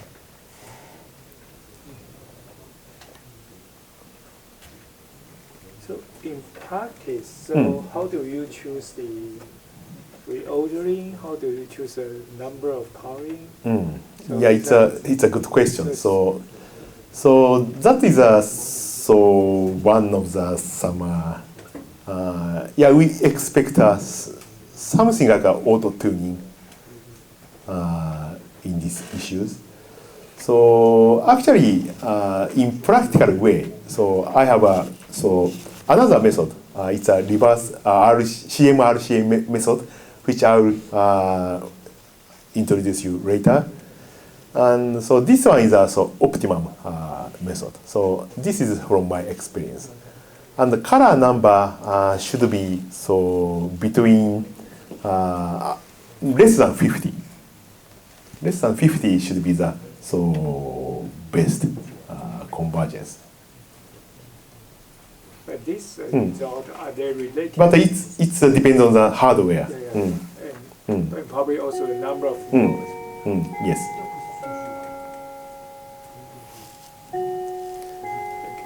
Okay, so I didn't so talk about the page 44, but so we start from this one at the next session. So let's take a 10-minute break.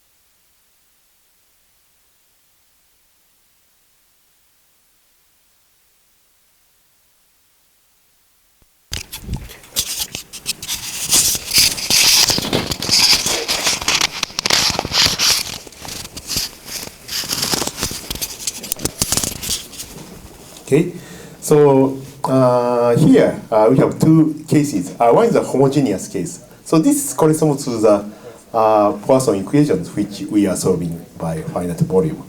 And another figure shows a heterogeneous case. This is a very random material property. So this is more complicated and ill-conditioned problems. So black circles shows a case of the multicolors. So generally speaking, so if we increase the number of colors, the convergence is improved in the case of the homogeneous problems.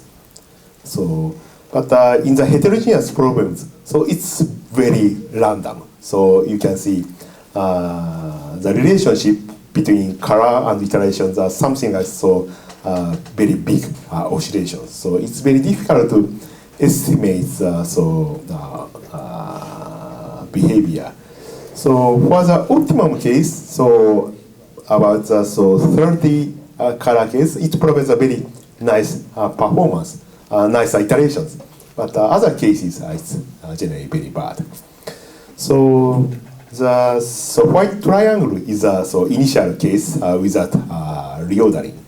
And white circles, this is a CM-RCM. This is something like a improved reverse cut Hirimaki. So this case provides generally better solutions compared to the multicolor reordering. Okay, so anyway, so in both of the homogeneous and heterogeneous case, so very similar feature can be found, as I mentioned in the Poisson equation cases. Okay.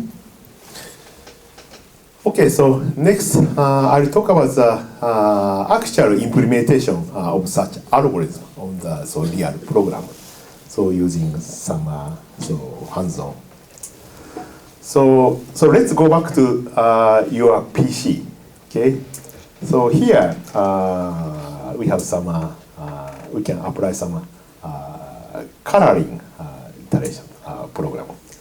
So please go to the L2 directory of your PC, and under that you have two directories, coloring and solver, and you go to the coloring directory, and then go to the SRC, and just type make, and next you go to the run. So you can find the L2 color. So this is a executable of this program. So if you do that, so you can start your some computations. So just type ./L2 color. So you will be asked the NX and NY and NZ. So this is a number of meshes in each direction. So in this case, so we'd like to try the very simple case of the 16 mesh, which are shown in this page. So in order to get this type of mesh, so you type 4 and 4 and 1.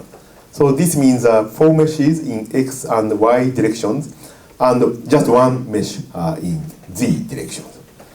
So after that, so you have another input. So you will ask which type of coloring method or coloring strategy do you choose? So anyway, so just finish this part. So just compile and starting computation. So probably you have this symbol in your computers, and just wait for a while before going to the next stage. So anyway, so let's get to that. And please raise your hand if you have any problems.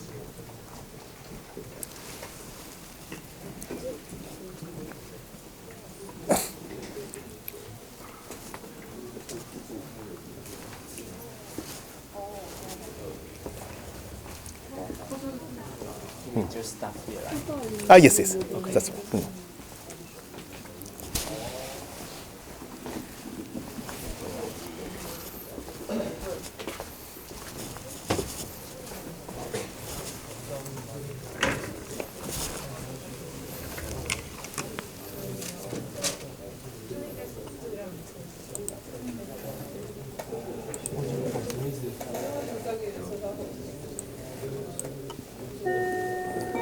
Stopping at this stage. So you are the program is asking you so what type of strategy of reordering, and also the number of colors. So in this case, so you have 16 elements. So you have to select so the number of colors. So as the program mentioned, color must be more than 2. And color must not be more than 16. So okay. So if you choose 0, it corresponds to cut Hirumaki, and if it is -1, that is reverse cut Hirumaki, and if the number of color is less than number 2 -2, that is CM RCM. So which I didn't mention yet. So if you choose a color number more than 2, that means a multi-color. So for example, so I don't know what is okay, so in this case, so there are some choices. So for example, if you choose 0, you will get this type of some Katohiromaki, and number 3 is so 3 colors, and 4 is 4 colors. So you can choose any colors which you like. So let's start from the 0. So then you get CM, RCM, Katohiromaki. So just type 0. Okay, so this is a total color number is 7. So in this case, we choose Katohiromaki. So the color means the number of level. Okay. So here we have 2 types of files. One is a color.log. So this is some summary of the coloring. And the color.imp is so this is for Paraview. So you can see the actual color in this way. So this is rainbow colors. Okay. So I'll talk about some more details about each output files. So this is the original numbering. Okay. I'll take.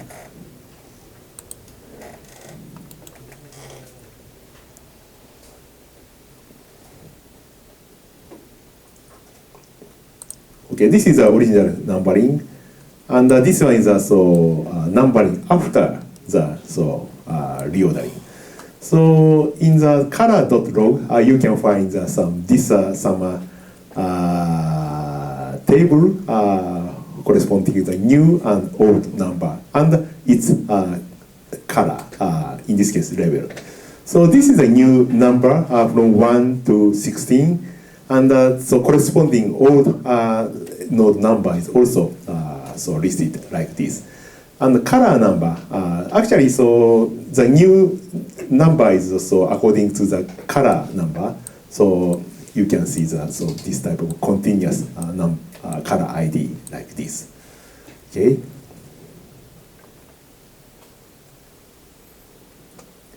So if you put -1, you get a reverse Katohiromaki.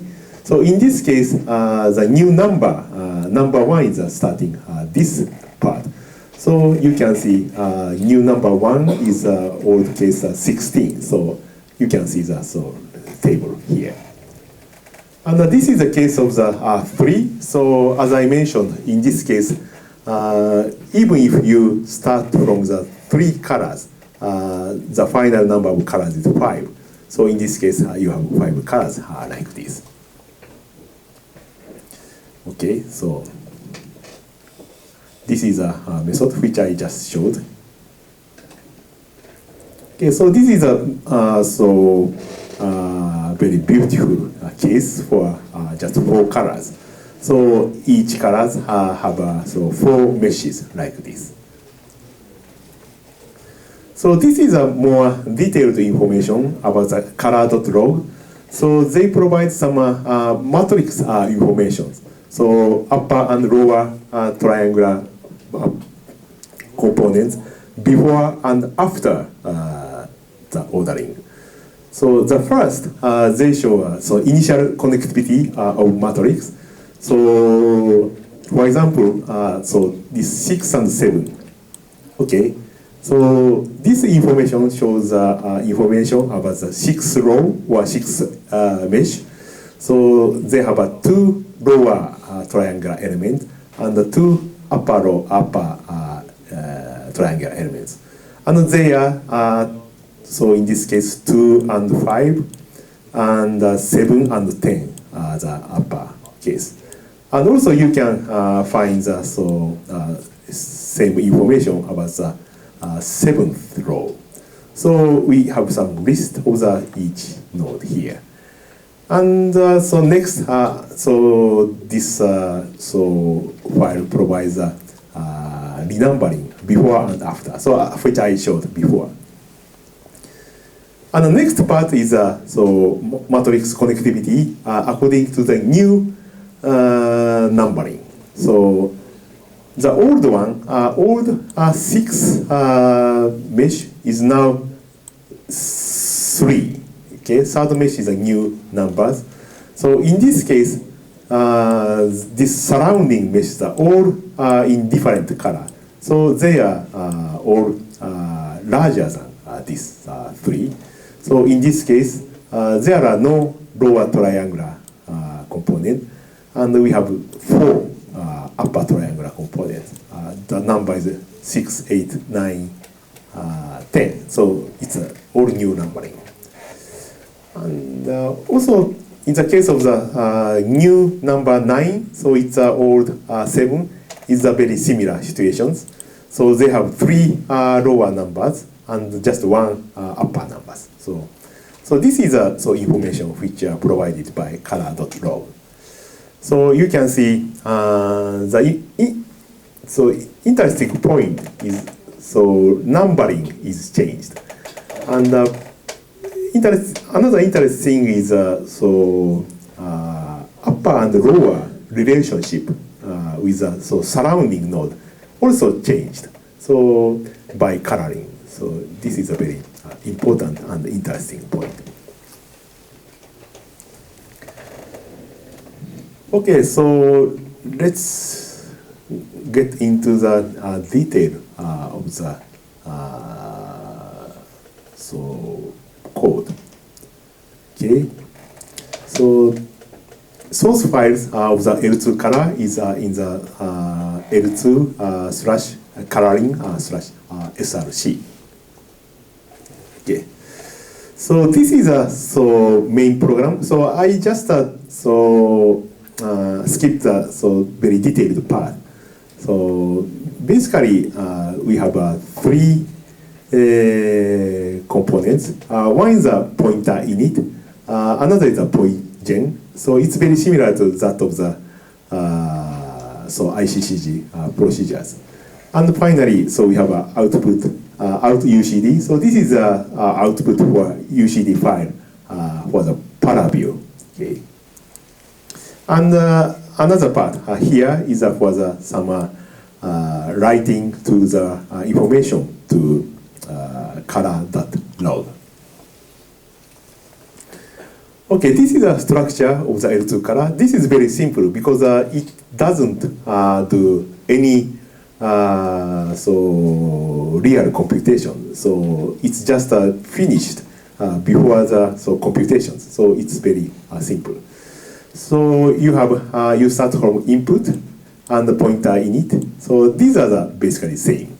And the pointgen part. So in this part, we call 4 types of reordering method: multi-color, cut hirumaki, reverse cut hirumaki, and CMRCM. So I have not mentioned yet for this CMRCM. Okay, so let's go to the. So let's start from the struct.h. So this is basically the same as the finite volume code which I mentioned yesterday, but no. So there are no changes here. And if we go to the pcg.h, so we have several changes here. So basically, we are doing sparse matrix and only non-zero. And this is CRS. And 3 parts, so diagonal and lower and upper triangular parts are separately stored. Okay, this part is the same, page 66, so not so much changed. And also this part is same. So as I mentioned, we have some auxiliary arrays for lower part and upper part. So these are the 2-dimensional arrays. So as I mentioned, these arrays play a very important role in ordering. So I'll show you later. Hopefully today, but I think, tomorrow. Anyway. So INL is a number, INL and INU are number of non-zero diagonal at each row. Okay, so this is a color.log which I showed before. And so this is a before and after coloring, reordering. Okay, we start from the main program, and so I think this part is not so different from the original one. Okay, so we just declare. So we just read the nx and ny and nz from the program, and so we calculate the isect dot here, and so allocating the memory for naive cell and xyz. Okay, so this is a pointer init. So I just corrected this part in the correct manners. So you can get the updated file. So I found one participant who has something like a book.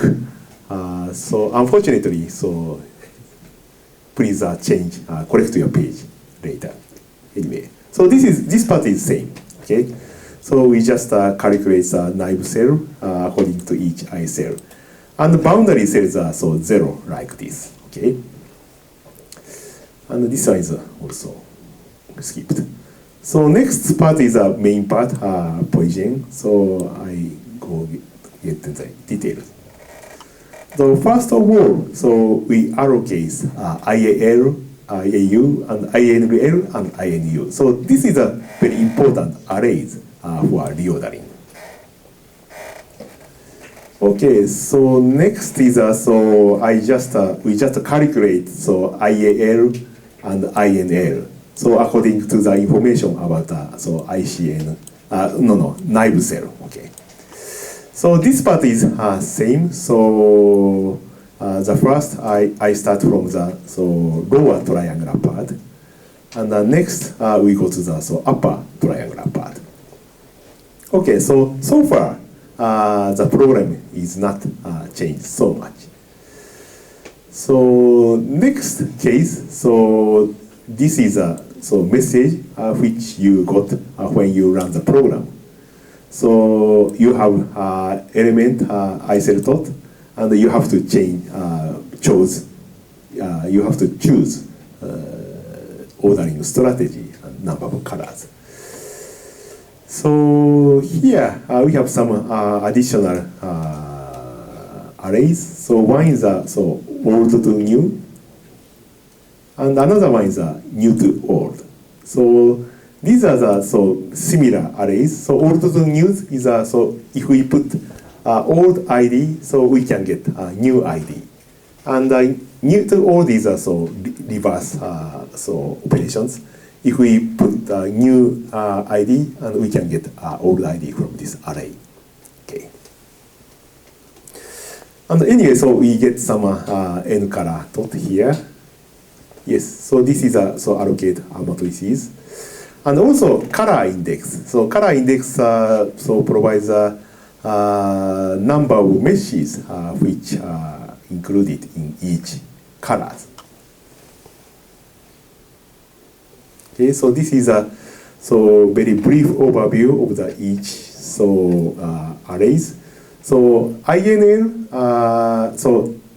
according to the number of colors, we are calling different ordering functions here. So there are some arguments here, and so INL and IAL and INU and IAU is we are sending the original value, and finally we get the new value after renumbering. So I show here after renumbering. And old to new and new to old is straightforward. So we get some reference table before and after renumbering. This is this. And n color dot is final number of colors. So it's usually greater than initial number, because as I mentioned before, even if we specify the number 3 for the color, but finally we need 5 colors. So yeah, this sometimes happens.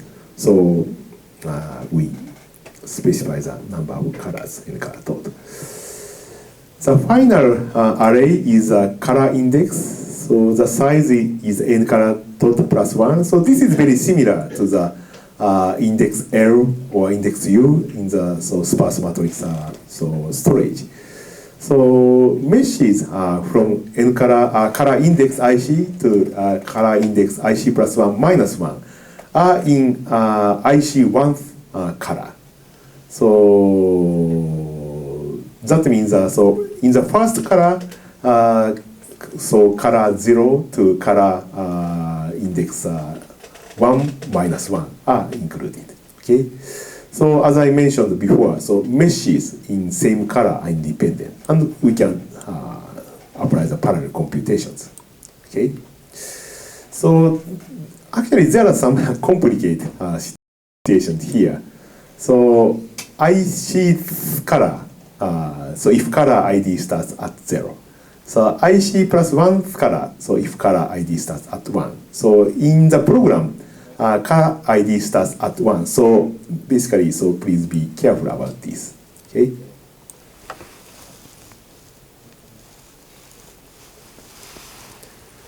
Okay, so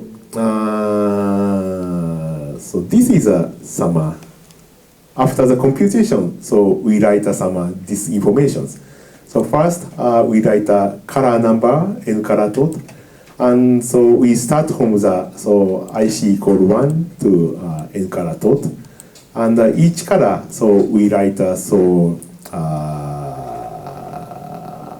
this one from color index to this one I and new to old I minus 1 plus 1 and IC. So we are writing this one and this one and this one. Because so node number here, mesh number here is starting from 1. So we need this type of very so complicated operations. Okay. Okay, so I'd like to show you the detail of the program of the multi-coloring part. So algorithms of the multi-color is very simple, but the program itself is rather complicated. So I will show you the detail so carefully. Okay. So basically, the multi-color ordering method is just according to the algorithm which I mentioned so this early afternoon.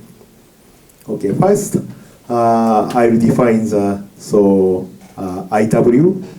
This is a work array, and so this array contains the information of the color ID of each mesh.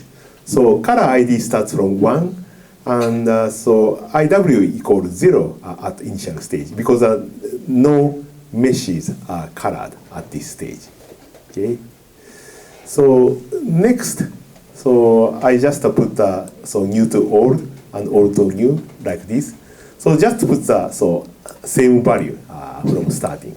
So this is a starting point. Okay.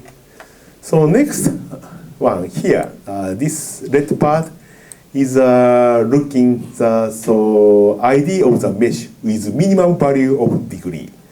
So degree is defined as the number of the connected meshes to each mesh. So that means total number of the lower and upper triangular components means degree of each node. So icon here means degree of each node or each mesh. Okay. So we start from in mean equal n. So it's a mesh size. So we find we look for the mesh with minimum number of the value of degree. So if icon is less than in mean, so new in mean is icon, and not mean is number of this mesh. Okay. So if you find the smaller number of mesh with smaller number of degree, so this IN mean and node mean will be replaced. Okay. So finally, so we can get some node mean. So this node or this mesh will be the number one mesh in the new numbering. I think we should go to the next page. Yes.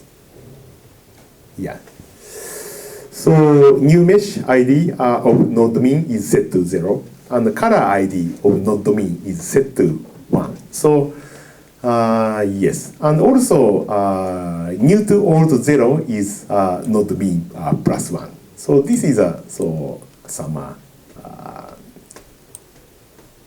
treatment about the minimum degree node for the minimum degree node. And so IW node mean equal 1. So that means the color of the node mean. So this is the original number is 1. Okay. So thus we find the starting point for the multicolor ordering. So next, so item count is set to n divided by n color k. N color k is the n color tot, which we should we have put from the screen. Okay, so this is a preparation for the multi-coloring. So we just define the item count, and we also set the starting point of the coloring. So any questions so far? Yeah, this part is just implementation according to the algorithms. Okay, so next I will show the further implementation. So I just repeat the same page. So this case, so originally we start with the 3 colors. So in this case, item count is 5, 16 divided by 3. But as I mentioned, so finally we got 5 colors. Okay. So this is some actual loops for the each case. So in this case, we set some counter ICOU and ICOUK. So iCow and iCowK. So both is set to 1. So iCow is a global counter. So global counter is if global counter is reach to n or I cell tot, so that means every mesh is has been colored. So we can finish the coloring. So iCalc is a intra color counter. So that means iCalc is reaching to item count. That means we can finish the coloring for that color. Okay, so this is first case because the first node is already colored. So we set the counter like this. Okay, next color I call is a loop on colors. This is starting from 0 to n. So because we don't know the number of the final colors, but the biggest color number is n. So we just set the finishing of the loop as n. But if, as I mentioned, so if iCow is reaching to n, so we can exit from this loop. Okay, next is n color k. So n color k is I call plus 1. So this is a current number of colors. And also we initialize the IW. So that means this I mesh I. So this is the original number. If mesh I is not colored, we provide value of 0. Okay. So next is loops on colors. For each node. So first, we find some loops on colors. So if mesh is already assigned to the current color, so that means I call. Components of IW array for adjacent meshes are set to -1. And so remove meshes are connected to meshes assigned to the current color because they cannot be into the current color. So this is rather complicated, but so it's not so difficult. So, okay. So I call +1 is current color. And so IWI is equal to I call +1 means that this mesh I is already in the color of the current color. So for example, this red one is I. So that means these meshes around this mesh cannot be in the same color because they have a data dependency with this red mesh. So they cannot be the candidate for this color. So this is a method for deleting these meshes. So we just go through the lower and upper triangulars, and we find the number of the column, ID of column, and so IK is a column ID. So in this case, we put IK -1 as -1. But if the IW IK -1 is already colored, we cannot change the value. So this is less than 1. This value is set to -1. Okay. So this is important conditions. So in this case, IWI is still 0. So in this case, this can be included in this color. So we just increase the counter both for iCow and iCowK, and IWI is equal to I equal +1. So thus we can include this mesh I into this color.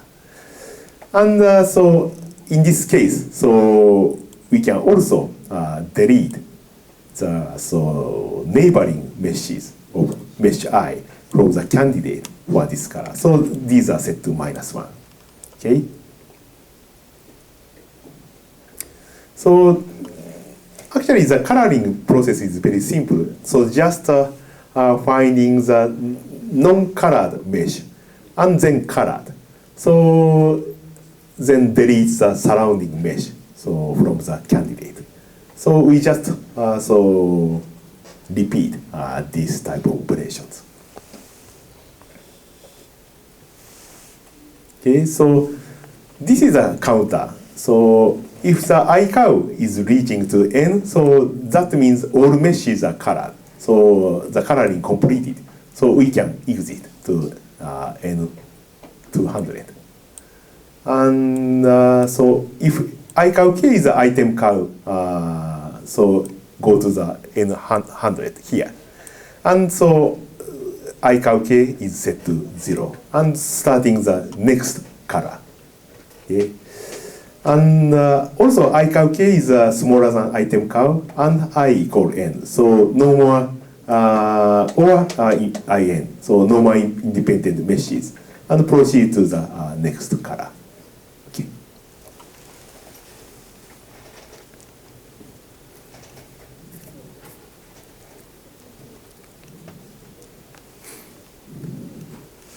Okay, so I skip this part.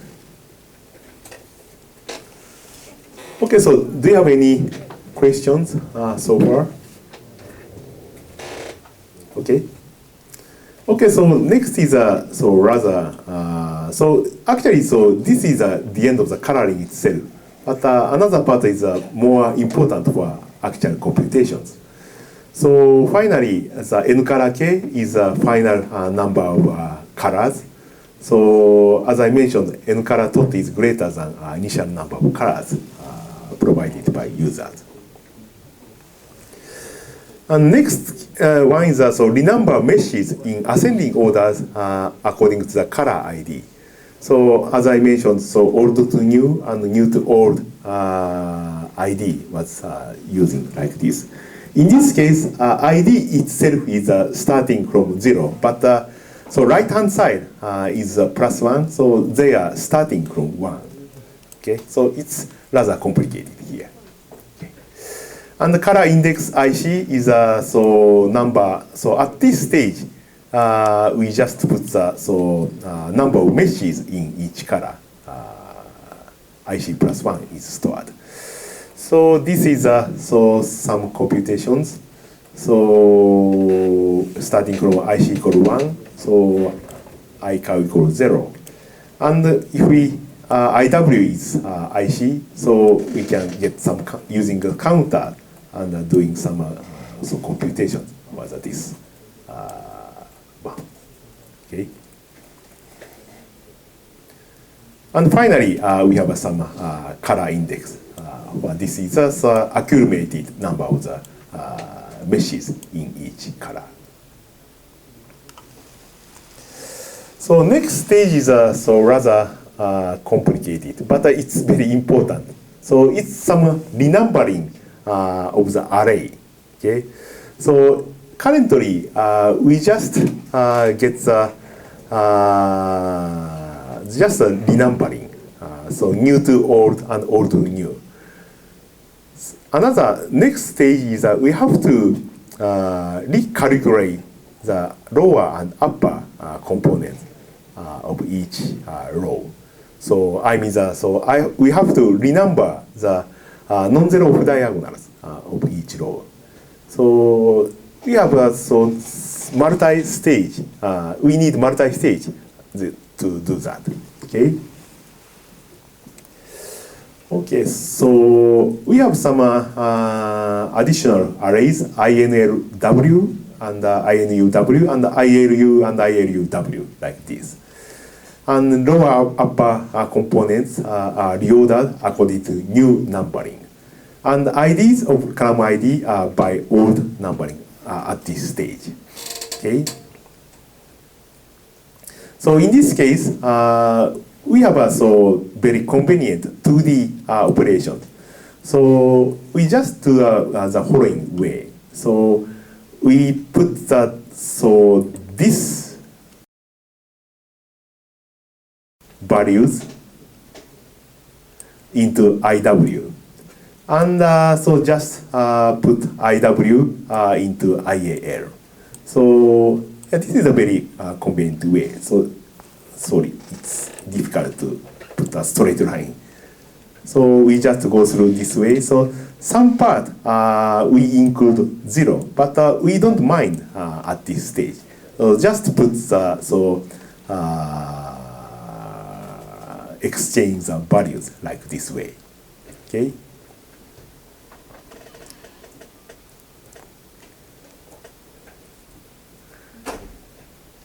And also, next stage, so we change the INL and INU to the new value into the new array here. Okay. And also, next thing is the renumbered lower and upper components stored into ILW and ILU.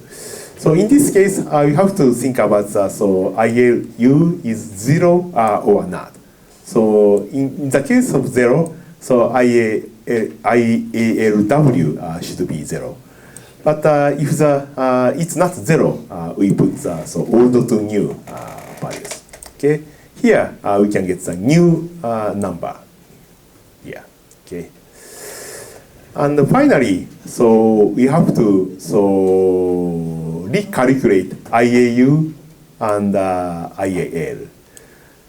But as I mentioned, so after and before and after renumbering, the relationship of the ID or the adjacent mesh are changing.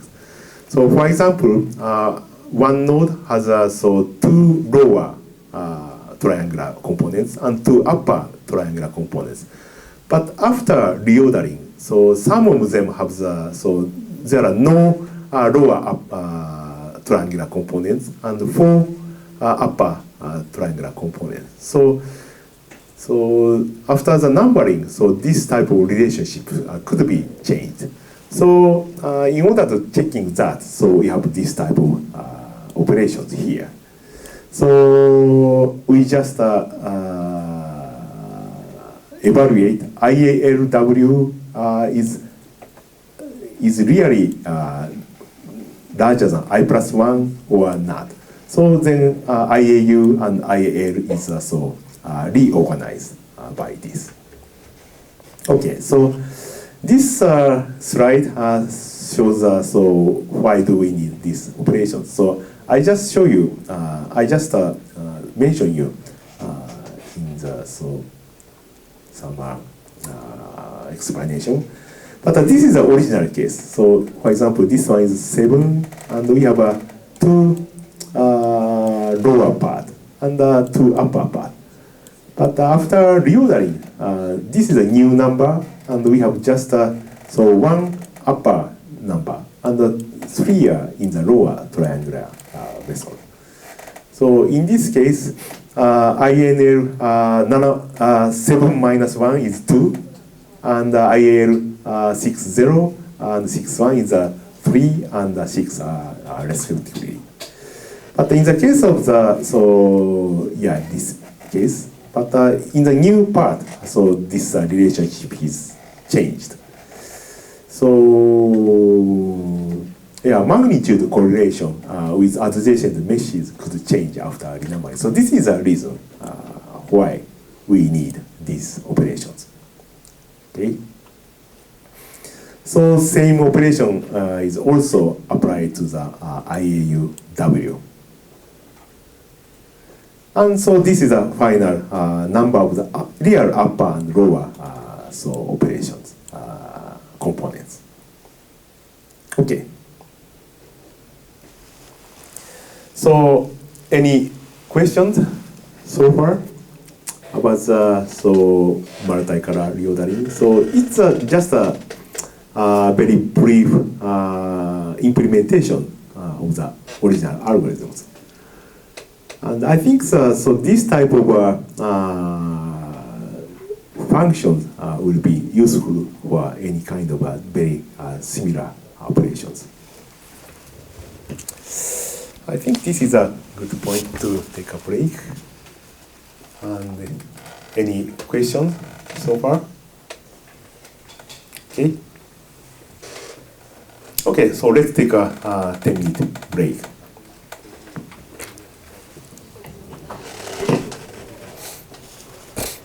So final part of today.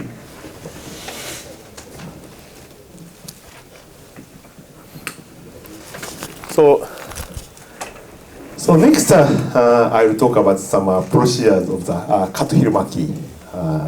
So this is I have already explained about the brief overview of the algorithms. So basically, we start from the one starting point with a minimum value of degree, and so numbering the level, so adaptation to the previous level meshes. Okay, and also in each level, we have to keep the meshes on each level. Does not have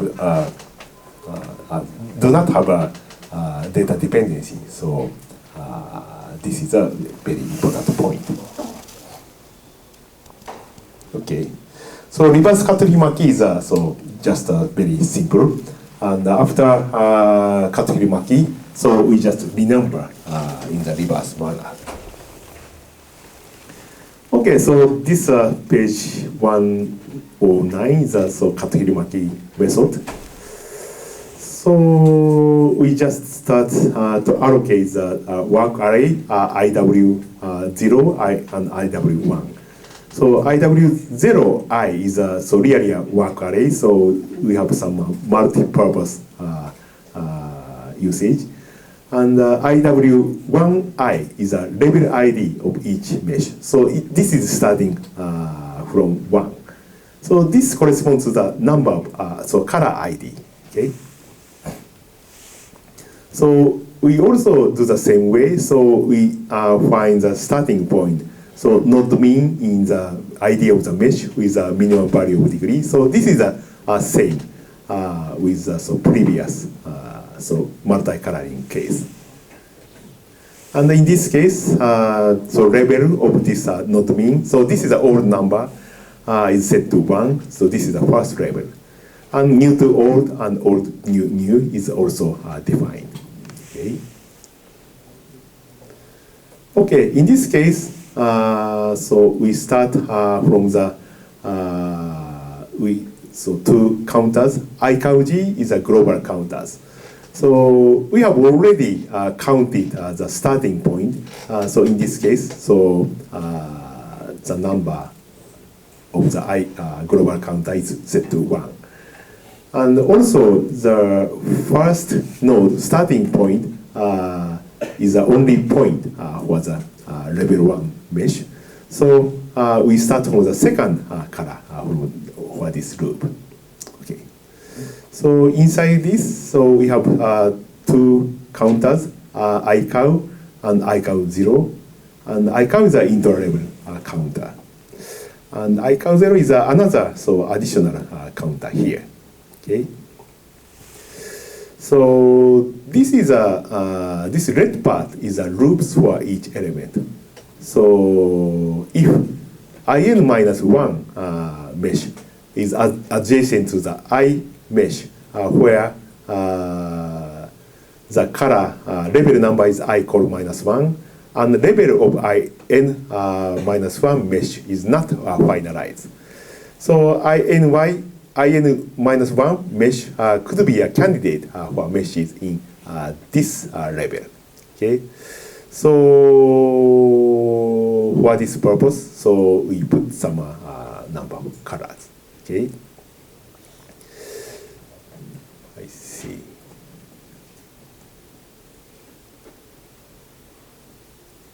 Okay. So this part shows us. So we start from this one. And if so, this is a so previous color, okay. And so in this case, so this mesh could be the candidate of the colors. Okay. Okay. So like this way, so we find there's some candidate here, and so in the IW1I. So these meshes are included. And also in the next case, we are including this one like this.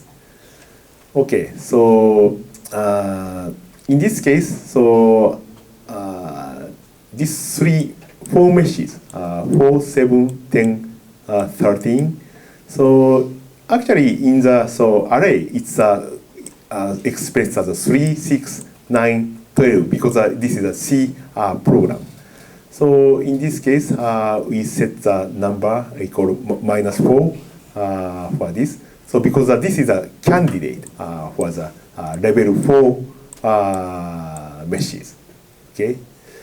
And also, so this array, this one, IW0 is important because this provides us sequence when each meshes are found. So in this program, so these candidates are found in this sequence. First 4, and the second 7, and third 10, and 13. So as I mentioned, so if we have some conflict between these meshes, so we adopt the meshes with a high priority, which means found earlier. Okay, so this is our policies. So anyway, in this case, there are no dependency among these nodes. So we don't apply that policy. Okay, so this one, basically, we don't need to this mesh in this computation, but sometimes we cannot find appropriate mesh in each level. So in that case, so we put some color in the following meshes. So label of this mesh is not finalized, and the mesh ID according to the initial numbering is the smallest. Okay, so usually this does not happen. Okay. Okay, so next stage is candidate for this color are stored in here, and so remove such meshes that are adjacent to other candidates. So because neighboring meshes cannot belong to the same level. So in that case, so we just adopt the number is smaller. Okay. So if we have such a removed mesh, in-1, so apply this operations for the array of IW. Okay. Okay, so I'd like to show you what does it mean in this case. So we start from mesh 1. So this is the first level, and so we have three meshes here. This is a candidate for the second level. And so at this stage, so we put the IW1 is set to minus I core plus 1. So in this case, this is yes, like this. And so this shows so this is a sequence of the finding. Okay. So in this case, so we consider the dependency, and so this one has some dependency, so that will be dropped because this one is the last one to be found in the initial searching. So in this case, so this IW1 is set to 0. So at this stage, so this mesh is out of the candidate. Okay.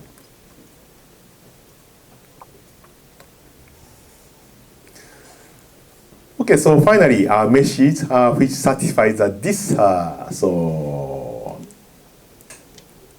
condition belong to the new color levels. So for such meshes, apply this conditions. Okay. And finally, so we apply the I cow G equal I cow G plus 1 for each mesh. Okay, so this is also the same case, so I skip this part. And so if I cow G equal N, that means I cell dot, so that means all meshes are colored. So this means we completed the coloring. So otherwise, proceed to the next level. So this is a very brief overview of the Cut-Hill-Maki method. So this part is the same. We just renumber according to the level ID and renumber the whole thing. This is page 125. Okay. So I just briefly overview the implementation of the Cut-Hill-Maki part. So any questions so far? So actually we have another operation for matrix transfer, but this part is same as the multi-color. So I skip this part.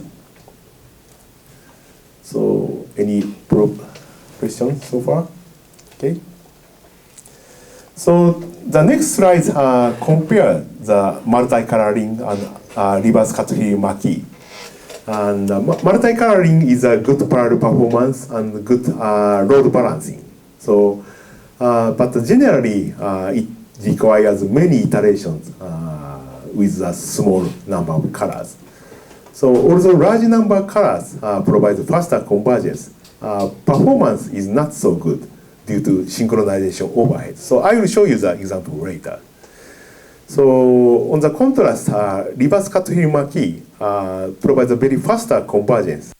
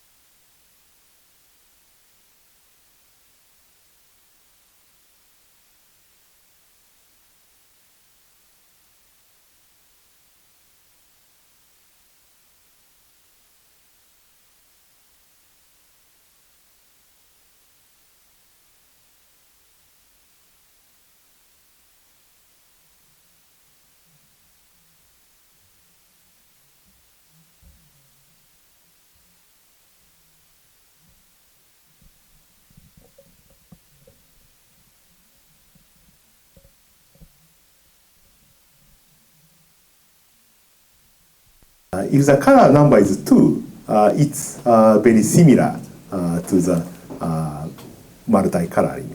But it's dramatically decreased if we increase the number of colors compared to the multicolors. So the ultimate situation of the CM-RCM is RCM, so it converges to CM-RCM. So you can see you can get a much better convergence compared to this multicoloring. So this is also can be observed from the independent incompatible point number. So this is a multicolor. So this is a CM-RCM. It's decreasing very rapidly. And so finally, the most important part is time to solution. So if we compare the multicolor and RCM and CM-RCM, so it's very interesting. So as I mentioned, usually, this is a good result. So if you increase the number of colors, so we have some overhead. So usually the decrease, increase time per iteration. So the performance is getting worse. But iteration is getting smaller according to the number of colors. So there are some trade-offs. So if we combine these results, we can get this answer. So yeah, this is very interesting. So for example, this one, okay. So this RCM provides the best convergence rate, but the time to solution is not necessarily good compared to even for the multicolor. But compared to this, so this CM-RCM outperforms other results. So it's much better like this. So this is a optimum case. So this case is 20 colors, and it's half of other methods. So this one is very nice. But unfortunately, there are some very funny behavior here. But I don't know what's happened. And this is rather old machine, so I cannot evaluate again. So I don't know the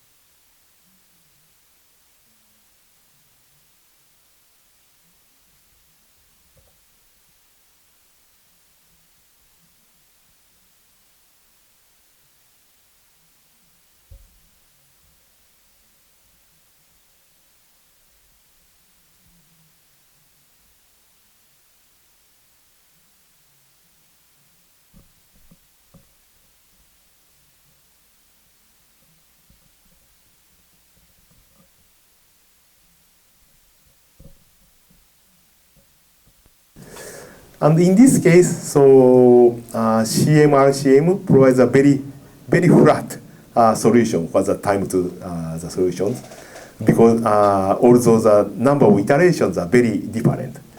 But in this case, I think that so this 20 or 30 colors provides the best performance compared to the other method.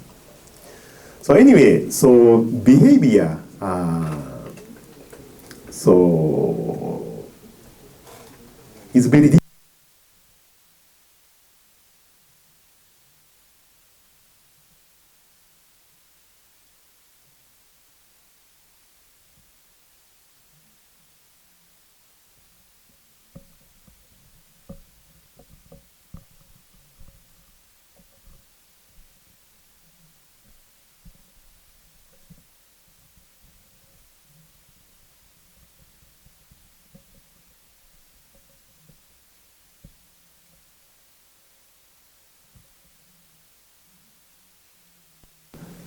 So large number of colors.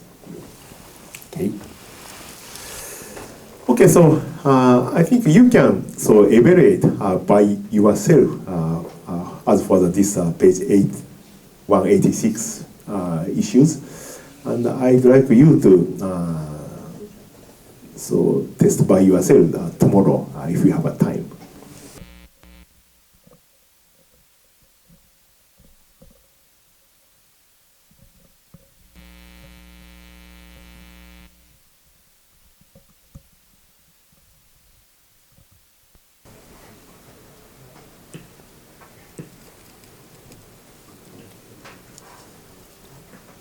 Okay, so let's close the session today. So thank you very much.